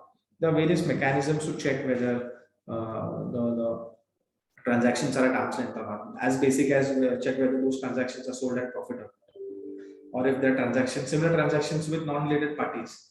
You can see the magnitude of differences in terms of rates, etc. The management will obviously define or try to defend that if it's a related party transactions, I don't have a credit risk. If I'm selling to a third party, there can be a credit risk, so I can charge a premium, etc. So you have to take a judgment of what delta is prevailing over the rate of those charged with related parties or those charged to third parties. Obviously, if the transactions are not in the course of ordinary business or not at arm's length, then this will have to be approved by the board. There are certain limits also prescribed. If the certain thresholds are crossed, then this approval also has to be taken in the general meeting from the shareholders. So we as auditors have to comment about the regularity of these transactions in the CARO report. The next clause talks about non-cash transactions. Again, provisions of section 192 of the Act triggers here. So if there are any non-cash transactions with directors, or if anything outside the normal course of business has been done with the director, in that case, this clause triggers in, and we have to cover this in terms of a specific reporting year. We spoke about section 45IA of the RBI Act, where earlier when we were discussing the NBFC clause, this subclause A was always there, and we have to comment whether this section 45A of the RBI Act has been triggered or not. Again, it talks about if I'll tell you the key points. If the total assets of your company comprises of financial assets, for example, what is a financial asset? It can be a loan or a fixed deposit or investment made in any other entity. If this ratio of total assets to the financial asset crosses 90%, then there is an issue. Even sometimes we see whether the total income crosses 50% of the interest income or finance income exceeds 50%, then there are certain requirements of section 45IA of the RBI Act, which needs to be followed and reported by the auditors of the CARO reporting.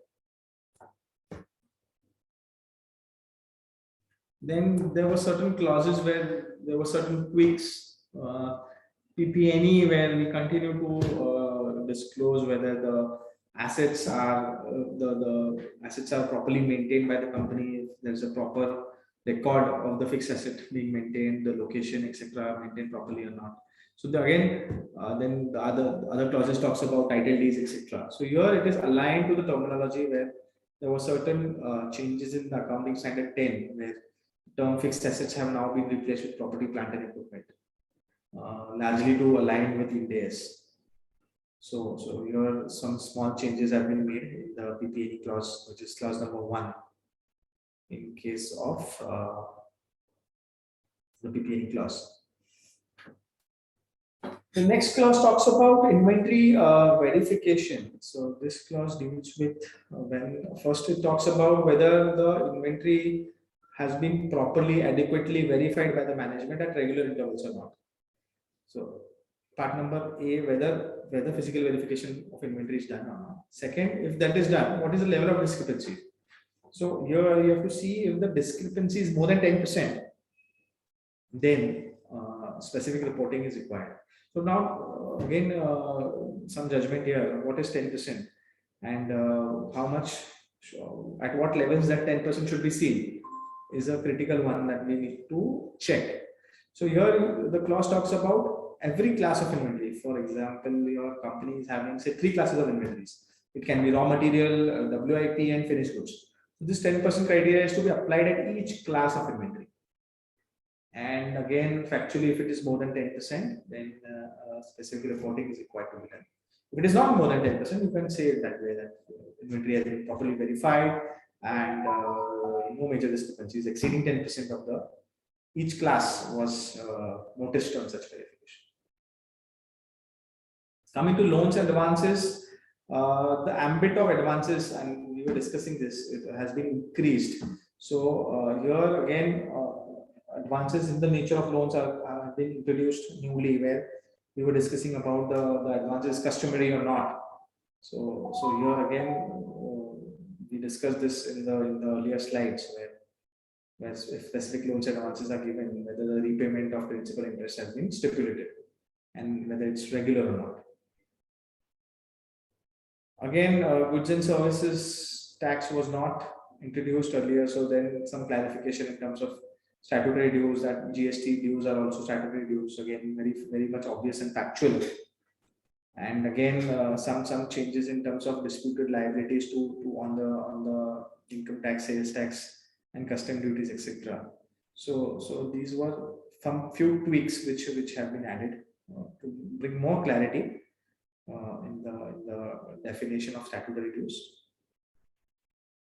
On the deposit section, there was a section which talks about have a company accepted public deposits.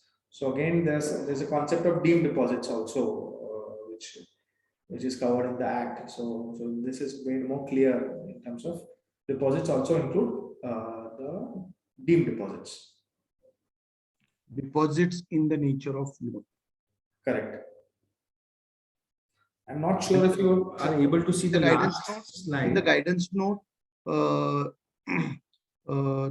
very clear demarcation between deposit in the nature of deposit and deposit in the nature of loan has been clearly given, wherein it says if a deposit was given for regular business purpose, purchase of goods, etc., then it would not be classified as a loan.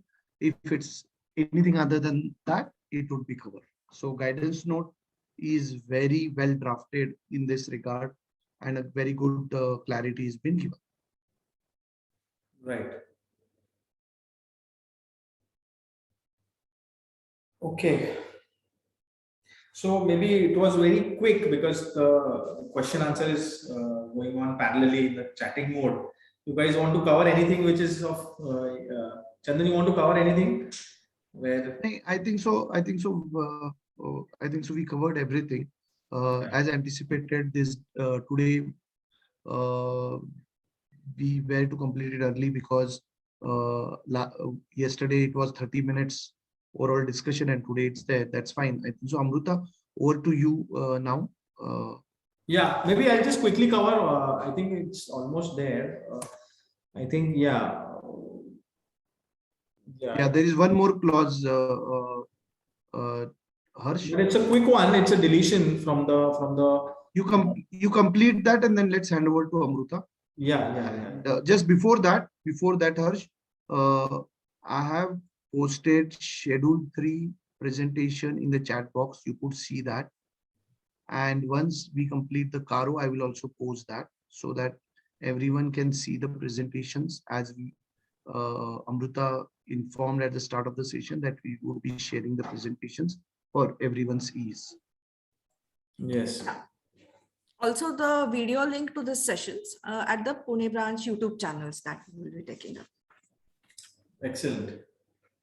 So basically, after all these discussion for the last 2 days, many questions which came to our mind were discussed, and the deliberations happened. Chandan and Harsh have kindly given their opinions about the reporting formats. Could be other small clauses on which we have general questions, or some queries which generally are not clarified, or we cannot make it up from the black and white. Now there are other few questions also which might be coming up after the discussions in this second half of the session. Basically, when it comes to related parties, various perspectives needs to be considered. So if a loan is given to a related party and repayment schedule is not defined, so what would be the scenario? I mean, how can we mention this fact in CARO actually? So do you have any alternatives or any suggestions for this? Yeah, good question, Amruta. I think so. This is covered in the guidance note itself, this particular question, wherein, for example, and this is very typical question, be it a listed company, small or medium-sized company. I have seen over last several years, so party and the terms or the loan document suggest it is on demand. Yeah. Okay. In that case, the guidance note clearly mentions that the fact need to be mentioned in CARO that a loan given to XYZ party is on demand and the company has not demanded the loan from the related party.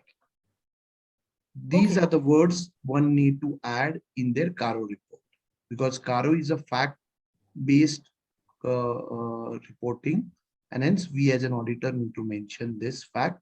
This is not a qualification. Yeah. We need to explain that to management. It is just a mentioning of the fact, because there can be only two options. One, a loan given with a fixed period, term, etc. Yeah. And the second type of loan would be on demand. On demand, yeah. Okay. And the fact that the repayment schedule is also not defined, should be mentioned that clearly, or so if loan is on demand, then so if there is no repayment, if the term is not defined, how can a repayment schedule be also defined? so exactly, as an auditor, you suggest that As an auditor, paragraph can be put in. As an auditor, my suggestion would be limited. The company has given a loan to XYZ party and the loan is given on demand. The company has not demanded the loan. That's suffice the purpose. Oh, great. Thank you. Because when it comes to related parties, many pointers are considered and there are so many views. So this specific answer which you have suggested will definitely help us a lot in the upcoming season. Thank you for that. Amruta, I have shared the PPT on the chat box. Some of Yeah. them are saying we could not access it, but can you just that should check not it? be an issue after this session gets over. At the So Pune you branch can- website, we will have a defined tab for the presentations. So you can download it from that tab itself. We will upload that PDF version also. Okay. Yeah, that's what I was going to say. We can upload Yeah. a PDF version better. Yeah, PDF version we will be uploading, and also the video at the Pune branch YouTube channel also we will be uploading. So Great. participants, rest assured, this will be very much available for your reference in future. Now, when it comes to fixed assets, the management has physically verified the fixed assets. But if at all they have not prepared any reconciliation, what could be our stand on that specific comment? Maybe I'll take up this one. And so you were saying that as a part of the process they have verified it, but it is very difficult to demonstrate what they have verified it. So it is very. So if I understand, Harsh, if I understand question correctly, the physical and Amruta, please clarify. Yeah. The physical verification is done, and there are differences. Yeah. But reconciliation is not prepared between the fixed asset registered maintained by the company and the physical verification. Yeah. The reconciliation is not done. So what auditor need to do in this case? You have to ask the management to prepare the reconciliation, basically, to at least assess the magnitude of differences. So as an auditor, either you can take a materiality call that, okay, there were certain items which are not found, for example. So we'll have to check the value in the fixed asset register. In the physical verification report, sometimes it so happens that there are only quantities mentioned. Now, what is the quantity mentioned in the physical verification report? What are the quantities mentioned in the fixed asset register? And what are the values reported in the general ledger of the company? There are three things, right? Yeah. Because when the fixed asset register is a separate register altogether, that needs to be reconciled to the financial statements or the trial balance, or the books of accounts at large. So very important to have such reconciliation, at least to take a judgment call whether the differences are significant, insignificant, and if there are significant differences, obviously they should be accounted for in the books of accounts in the form of a write-off, or it may so happen that there is a reverse position. There are more assets which are not recorded earlier. Yeah. So anything can happen. So you'll have to determine the extent of procedures here, and if the management is not able to reconcile, then appropriate reporting needs to be done. Of course, that will go in line. But when it comes, if at all the materiality is not to be considered and the reconciliation is not done at all, then in that case, CARO reporting is required. It is required. Okay, so that was the basic doubt which we had in mind. So with these pointers, I just want to add here. for everyone's benefit over and above what Harsh said. So one need to understand and take cognizance of a CARO report to a main report also, because if you are commenting anything in a CARO report, you need to evaluate whether that has a cognizance to the main report. When I mean this,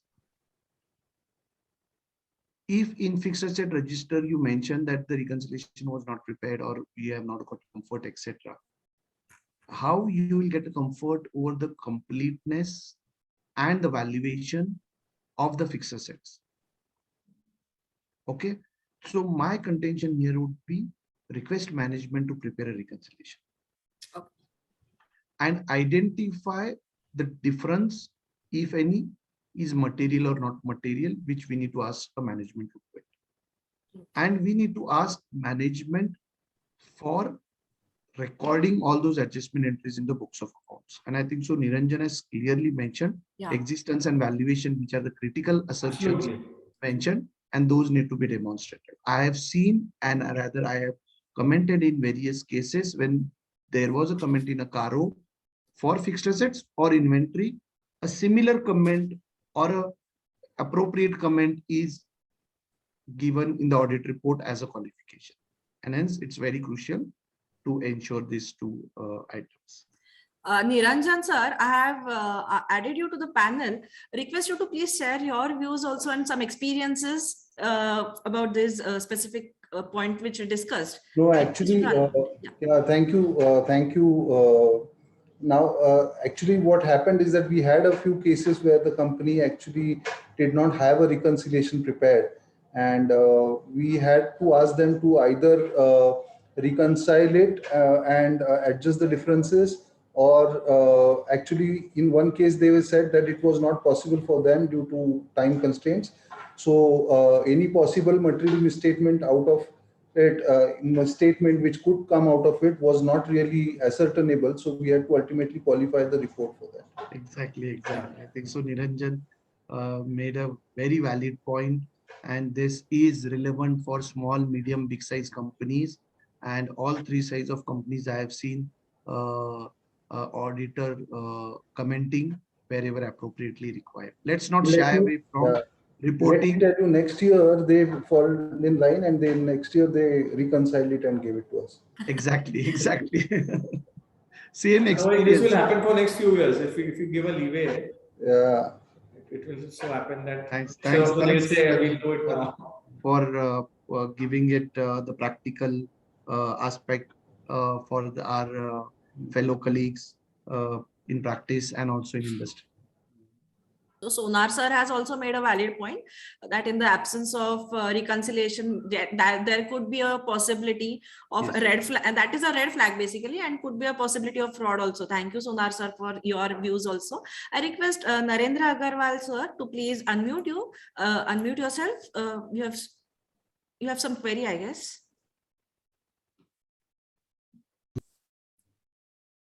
Sir, unmute karana. Ha. Hello, good afternoon. Good afternoon to both the speakers and Amruta. Just one question. It is regarding the consensus of main audit report, independent audit report, CARO, and notes on accounts what we provide in the financials. My query is the notes on accounts whether are to be prepared by the management or by the auditor. As far as my understanding, it is by the management. Management. It is Understanding is correct. So what auditor should have rights on that, whether to comment on the same or whether to accept the same and go for the comments? Okay, so clearly auditing standard gives this clarity, I would say, wherein the financial statement includes the balance sheet, P&L, cash flow, and the schedule including notes to accounts. Notes to accounts I will classify into two parts. First is the accounting policy, estimates and judgment by the company, and second are the additional disclosures required by the various standards and by the schedule 3. Okay, Okay. They form part of the financial statement, and that has to be prepared by the company. If management is not providing you with the notes to accounts, and if you as an auditor believe that those respective notes to accounts form part of any of the accounting standard, for example, accounting policies. Accounting policies need to be disclosed, and clearly if you remember, AS5 clearly says what are the accounting policies, etc. And in case of Ind AS 1 clearly says which are the accounting policies, estimate, judgment need to be disclosed in the financial statement. So and definitely Schedule 3, if management doesn't provide that, as an auditor, the harsher step is to comment on non-compliance with regard to the compliance with the accounting standard and compliance with the Companies Act. Okay. These non-compliance are to be reported under audit report.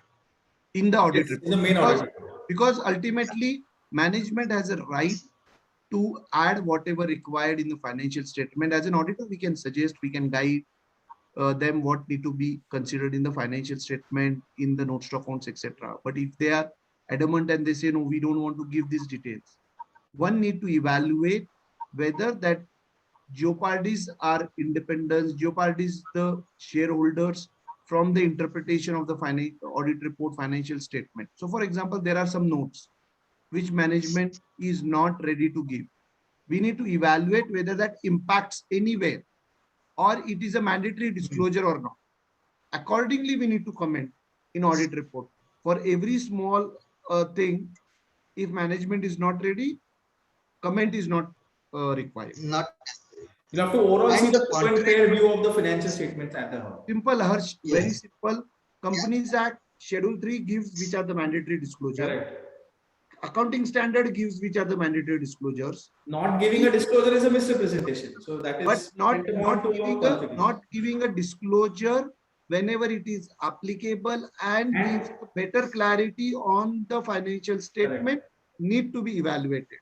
Correct. Okay. Absolutely. Can it be contrary also? If suppose auditors want to suggest certain notes which management would like to incorporate for their benefits, so can it be this way also? Can it possible that an auditor suggests some notes which Yes. management accepts, though it is provided? Yes, It's yes, not mandatory, but can they Yes. incorporate? Yes, the management can incorporate. I have seen several financials where there are several additional notes incorporated in the financial statement, which are not mandatorily required, but they gives a better clarity, picture, etc. So that from the readers of the financial statement, including various stakeholders, they come to know of the actual picture, and not necessarily everything need to be coming in the audit report, because the not giving of that fact might not have a material misstatement on the financial statement, because as an auditor, only in the case where it has a material misstatement to the financial statement, you can give in the audit report. For everything and anything, it doesn't come in the audit. Okay. And if you allow me, I can ask the second question. Yes. Yes, please. The second question is regarding notes only. The second question is regarding the note only. The note carries that you provide the information about foreign exchange inflow and outflow. Correct. Whether it is to be stated as a import or export, or it is whatever the foreign currencies we have received in Indian rupees, or given out. Yeah. Narendra, I can answer. Harsh, you can add. For both cases, the answer is different. In case of foreign currency, it is mentioned in the Schedule 3. It is a FOB value of exports. Okay. Okay. So, for example, if a company has disclosed some revenue, which is on accrual basis, Okay. but cash inflow has not received, you need to follow it consistently on an accrual basis to disclose FOB value of exports. And FOB value of exports include sale of goods, sale of services, any other item for which the money has come or you have accrued in the financial statement. This is in case of FOB value of export. In case of expenditure or rather outflow, you said there is a disclosure required, expenditure incurred in foreign currency. Yes. That case also, as you do accounting on an accrual basis in books of accounts, all expenditure which is done need to be disclosed in the same fashion you have disclosed in the schedules, so that a correlation can be done between a schedule and the disclosure. And in addition to that, CIF value of imports need to be disclosed, correct. Which includes raw material, trading goods, consumables, and purchase of fixed assets, including intangibles. Yes. So my question is very clear. You have cleared very much. So there should not be any relation with inflow and outflow. It is the accounting system which governs the same. If you see most of the financial statement, what they do, export value of FOB value of export into bracket accrual basis. Expenditure into bracket accrual basis. You clearly mention that, and you are clear. Thank you very much. Thank you both of you. Thanks. Thank you, Narendra sir. I request Rinkesh Gupta ji to please unmute. Sir, good afternoon. Good afternoon. Sir, my query is with respect to inventory. Now, in most of our statutory audit that we do for a small company, we are not provided with the inventory records like the purchases, sales, or consumptions and the closing stock. What they do is they simply certify on the letterhead that as on 31st March, the raw material stock is so much, the work in progress is so much, and the finished goods in hand is so much. Now, we don't have anything to verify, because we physically do not visit the premises on 31st March to cross-verify what they have given us. And you must be aware that all these adjustments basically goes to the closing stock. I mean, if we increase, the profit will increase. If they want to reduce, they will show us a less closing stock. So as an auditor, if I find that the closing stock is appropriate with respect to the ratios, with respect to the earlier year profits that we have offered, it is appropriate, even though I am not able to verify. So my qualification only in CARO that the company is not maintaining proper records of inventory and we are unable to comment on it. Will it suffice, or I need to even qualify in my main audit report? Rikesh, the difference between the tax audit and the statutory audit is need to be understood first. Okay. Now, in the statutory audit, there is a CARO report, and CARO report doesn't ask about maintenance of a purchase, sales, inventory records.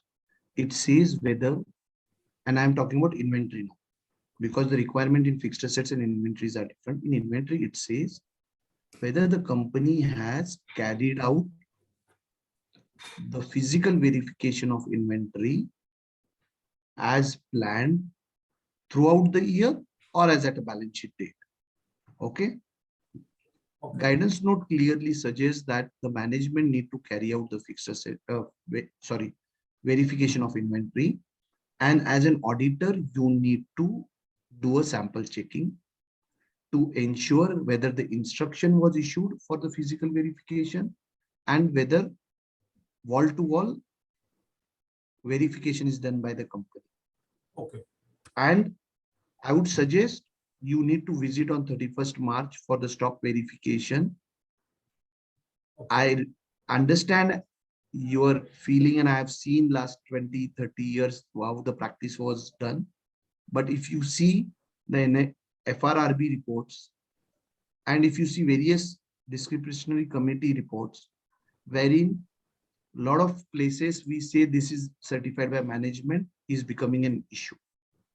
We need to educate our client that in the month of Feb, we need to tell that you need to do a physical verification as at 31st March 2022. We will come and see your process, etc. And if that's not the case, you need to report in your CARO report, and also an implication of same need to be given in the main audit report if you are not comfortable on the valuation of an inventory. Okay. Okay. Okay. ठीक है, sir. Thank you. Thank you, sir. Okay. Thanks for the question, Rinkesh ji, and thank you, Chandan. One last participant, if at all you allow me, can I ask him to unmute? Amit has some query and he has raised his hand. Amit Gaikwad ji, may I please request you to ask your query? Please unmute yourself. Hello. हाँ, बोला आवाज येतोय. Yeah, query was regarding that working capital limit of 5 crore. Whether other facilities are to be considered like term loan or pledge loan. No. For calculation of. We have a separate clause for term loans. This clause is specifically only for working capital, and that also greater than 5 crores. For giving that quarterly reports that those who are submitted to bank, if there is any discrepancy, whether that 5 crore is the maximum limit. If any company is having limit of 2 crore, so whether that disclosure will be applicable. I think so. If I understand your query correctly, and Harsh, you can add 2 crores of working capital facility, 4 crores of term loan. Yeah. My immediate answer would be yes. I am not aware as of now whether in guidance note specifically anywhere it's mentioned that you should not cover this scenario. I have not dealt with or read with this scenario specifically, but my personal interpretation as of now would be you need to factor in, because the essence of the clause is very clear that if there are discrepancies, etc., you need to report. In your case, you are saying 2 crores working capital, 4 crores of term loan, and there are discrepancies. Right. Yeah. Correct, Amit? So we should report it. Yes. Yes. Yeah. In essence of reading the clause and the interpretation and the guidance note, I believe it need to be reported. I have not seen vice versa anywhere as of now, because okay. Next 3-4 months, a lot of things will teach us and we'll all get educated. And it is always better to report instead of reporting anything which may cause a trouble later on. Nobody will catch us if we are over-reporting. Because here the problem is they have used the word, Amit, only working capital facility. Yeah. But when they mean of the discrepancy, that time they have not used the word working capital discrepancy.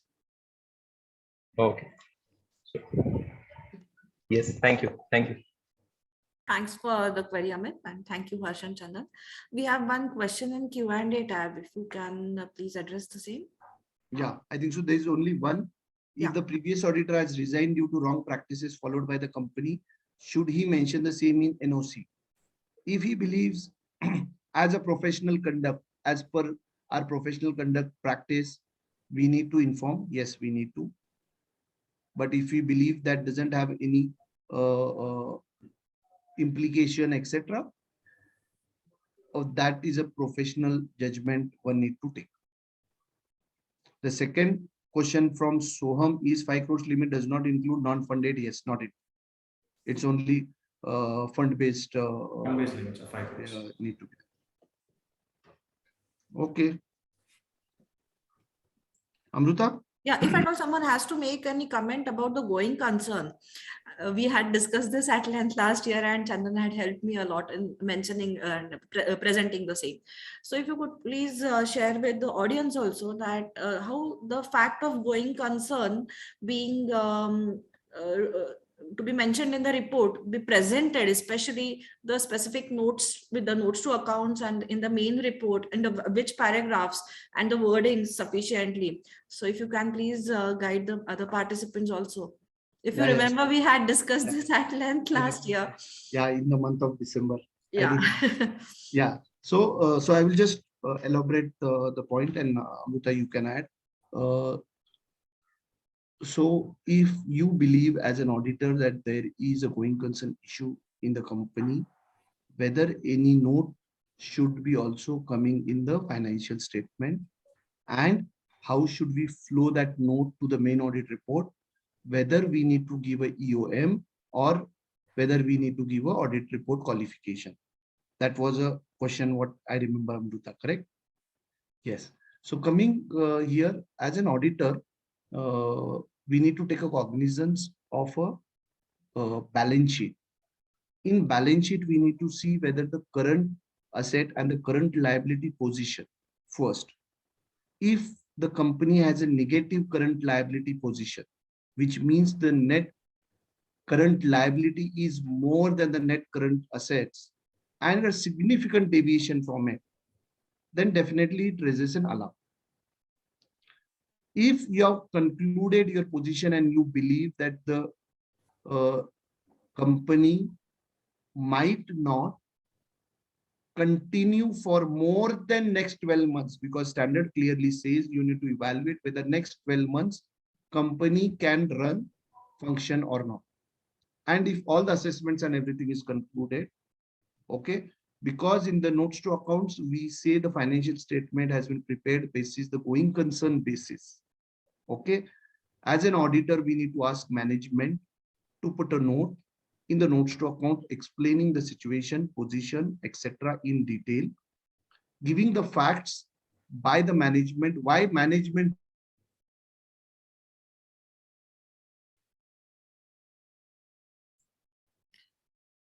Some connectivity issue at Chandan's end, I guess. I think so. for more than 12 months. He's back. Those all details need to be given in the notes to accounts, wherein management will clarify. If we believe that we are satisfied with that note, but still we want to make an emphasis, we can do an emphasis of matter in our audit report. If we are also equally comfortable, but the situation is bad. But if you believe that the company should not make their financial statement on the going concern basis, and the company could not give a comfort to the auditor that it is on the going concern basis, and management is writing in their notes to accounts that the company financial statement is prepared on the going concern basis, then a qualification should be come on the main audit report. But first, if all the audit procedures are done, but only ratios and the balance sheet position, etc., is the issue, a matter of emphasis can be evaluated. Yes. Thank you for that. Okay, there is one more question in the chat box about the sanction limits. So even if the sanction limits are more than, so we have to see the sanction limits basically, not the utilization. And even if the utilization is 0, but there are sanction limits there, still the clause is applicable, and you have to see whether the stock statements, etc., are matching with the books of accounts. Bhushan, the sanctioned is a word being used in the CARO. Yeah. Okay, great. Okay, I think, do we have anything else in terms of anyone wants to ask any question? Anyone like to join in? Yeah, I can see some participants raising their hands.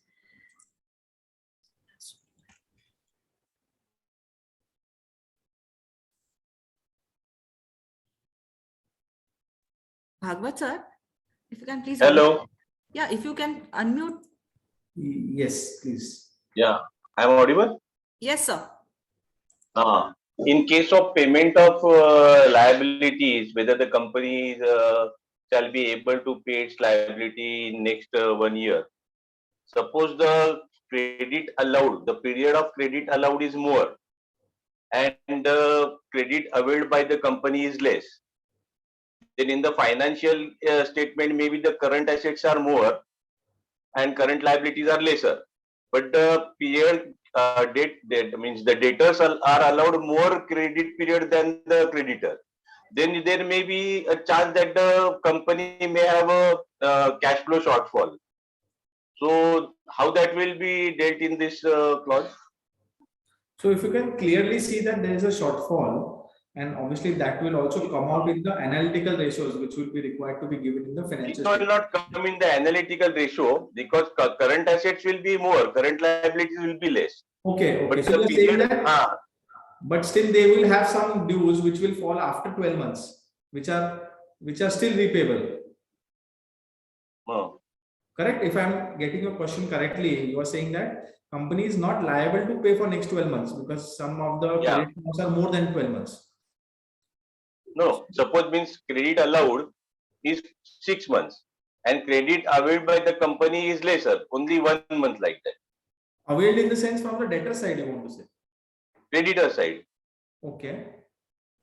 So current liabilities may be more than the current assets will be more than current liabilities, but the cash flow won't come in such a manner that the debtors will be realized well in time to pay the creditors. Okay. In such a situation, the ratio will look good. Okay. But then if such situation arises, then how we deal? So you will also have to particularly see, I got your point. So in this situation, we'll also have to see the interplay of the working capital loans, facilities, etc., which are taken by the company or not.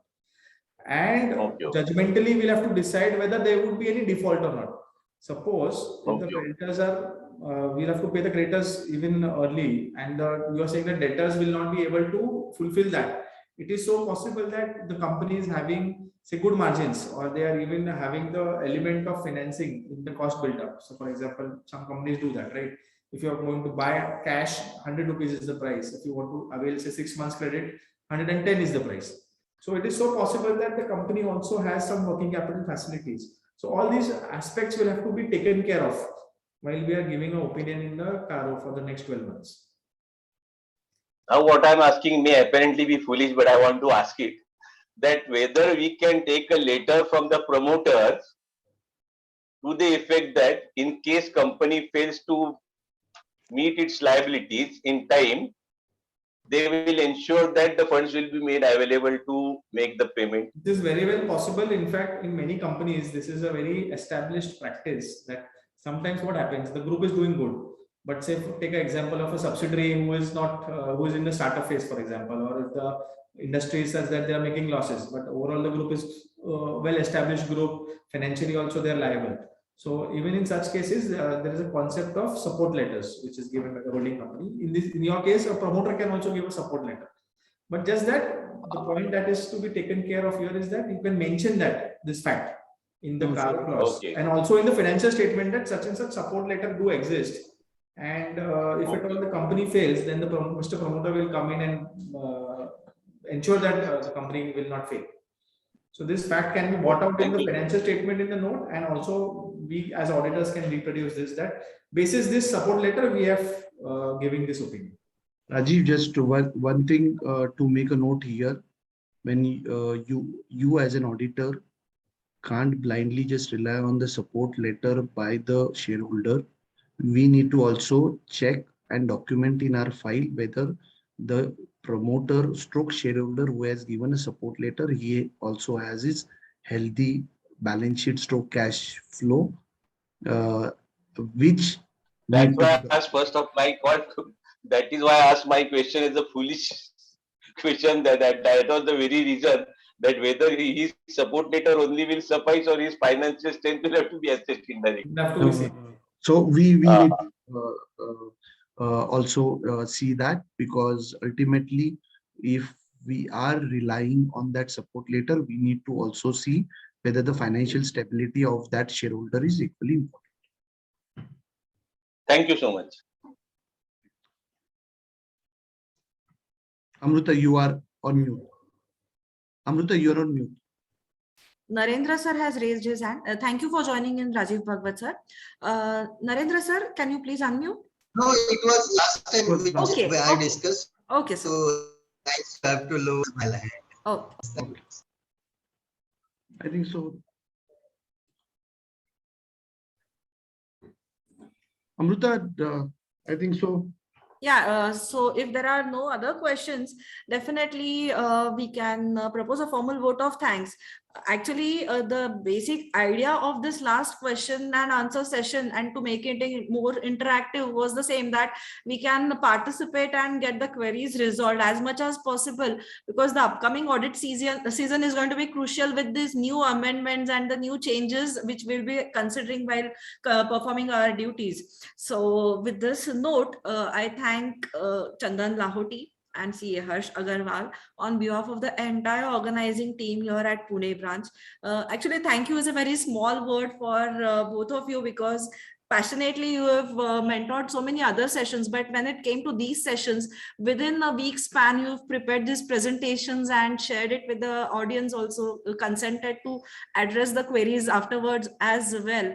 So that really means a lot to us, especially for this season which will be performing the duties after pandemic, many new changes, going back and resuming the work after the break.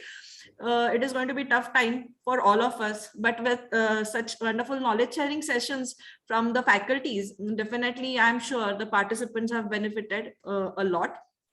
Thanks for sharing the presentations that would be uploaded at the Pune branch website. Also, the videos would be uploaded at the Pune branch YouTube channel. I also place on record a formal thanks to Durgesh Kabra sir and Chitare sir for opening both days sessions with their keynote addresses. And participants, we can't thank you enough for making the sessions more interactive with the questions pouring in throughout the session. So on this note, I thank both of you on behalf of the entire Pune branch. Thanks a lot. And last but not the least, the entire branch office team here for the entire technical support. Thank you. Thanks. Thank you very much. Yes, Pranav. Happy auditing. Thank you. Thank you so much. Yep. Thanks, Pranav. Thanks, Amruta. Thanks, everyone who attended the session, and thanks for listening us for last 6 hours between today and yesterday. Thank you. Thanks a lot. Thank you. Bye. See you again. Bye.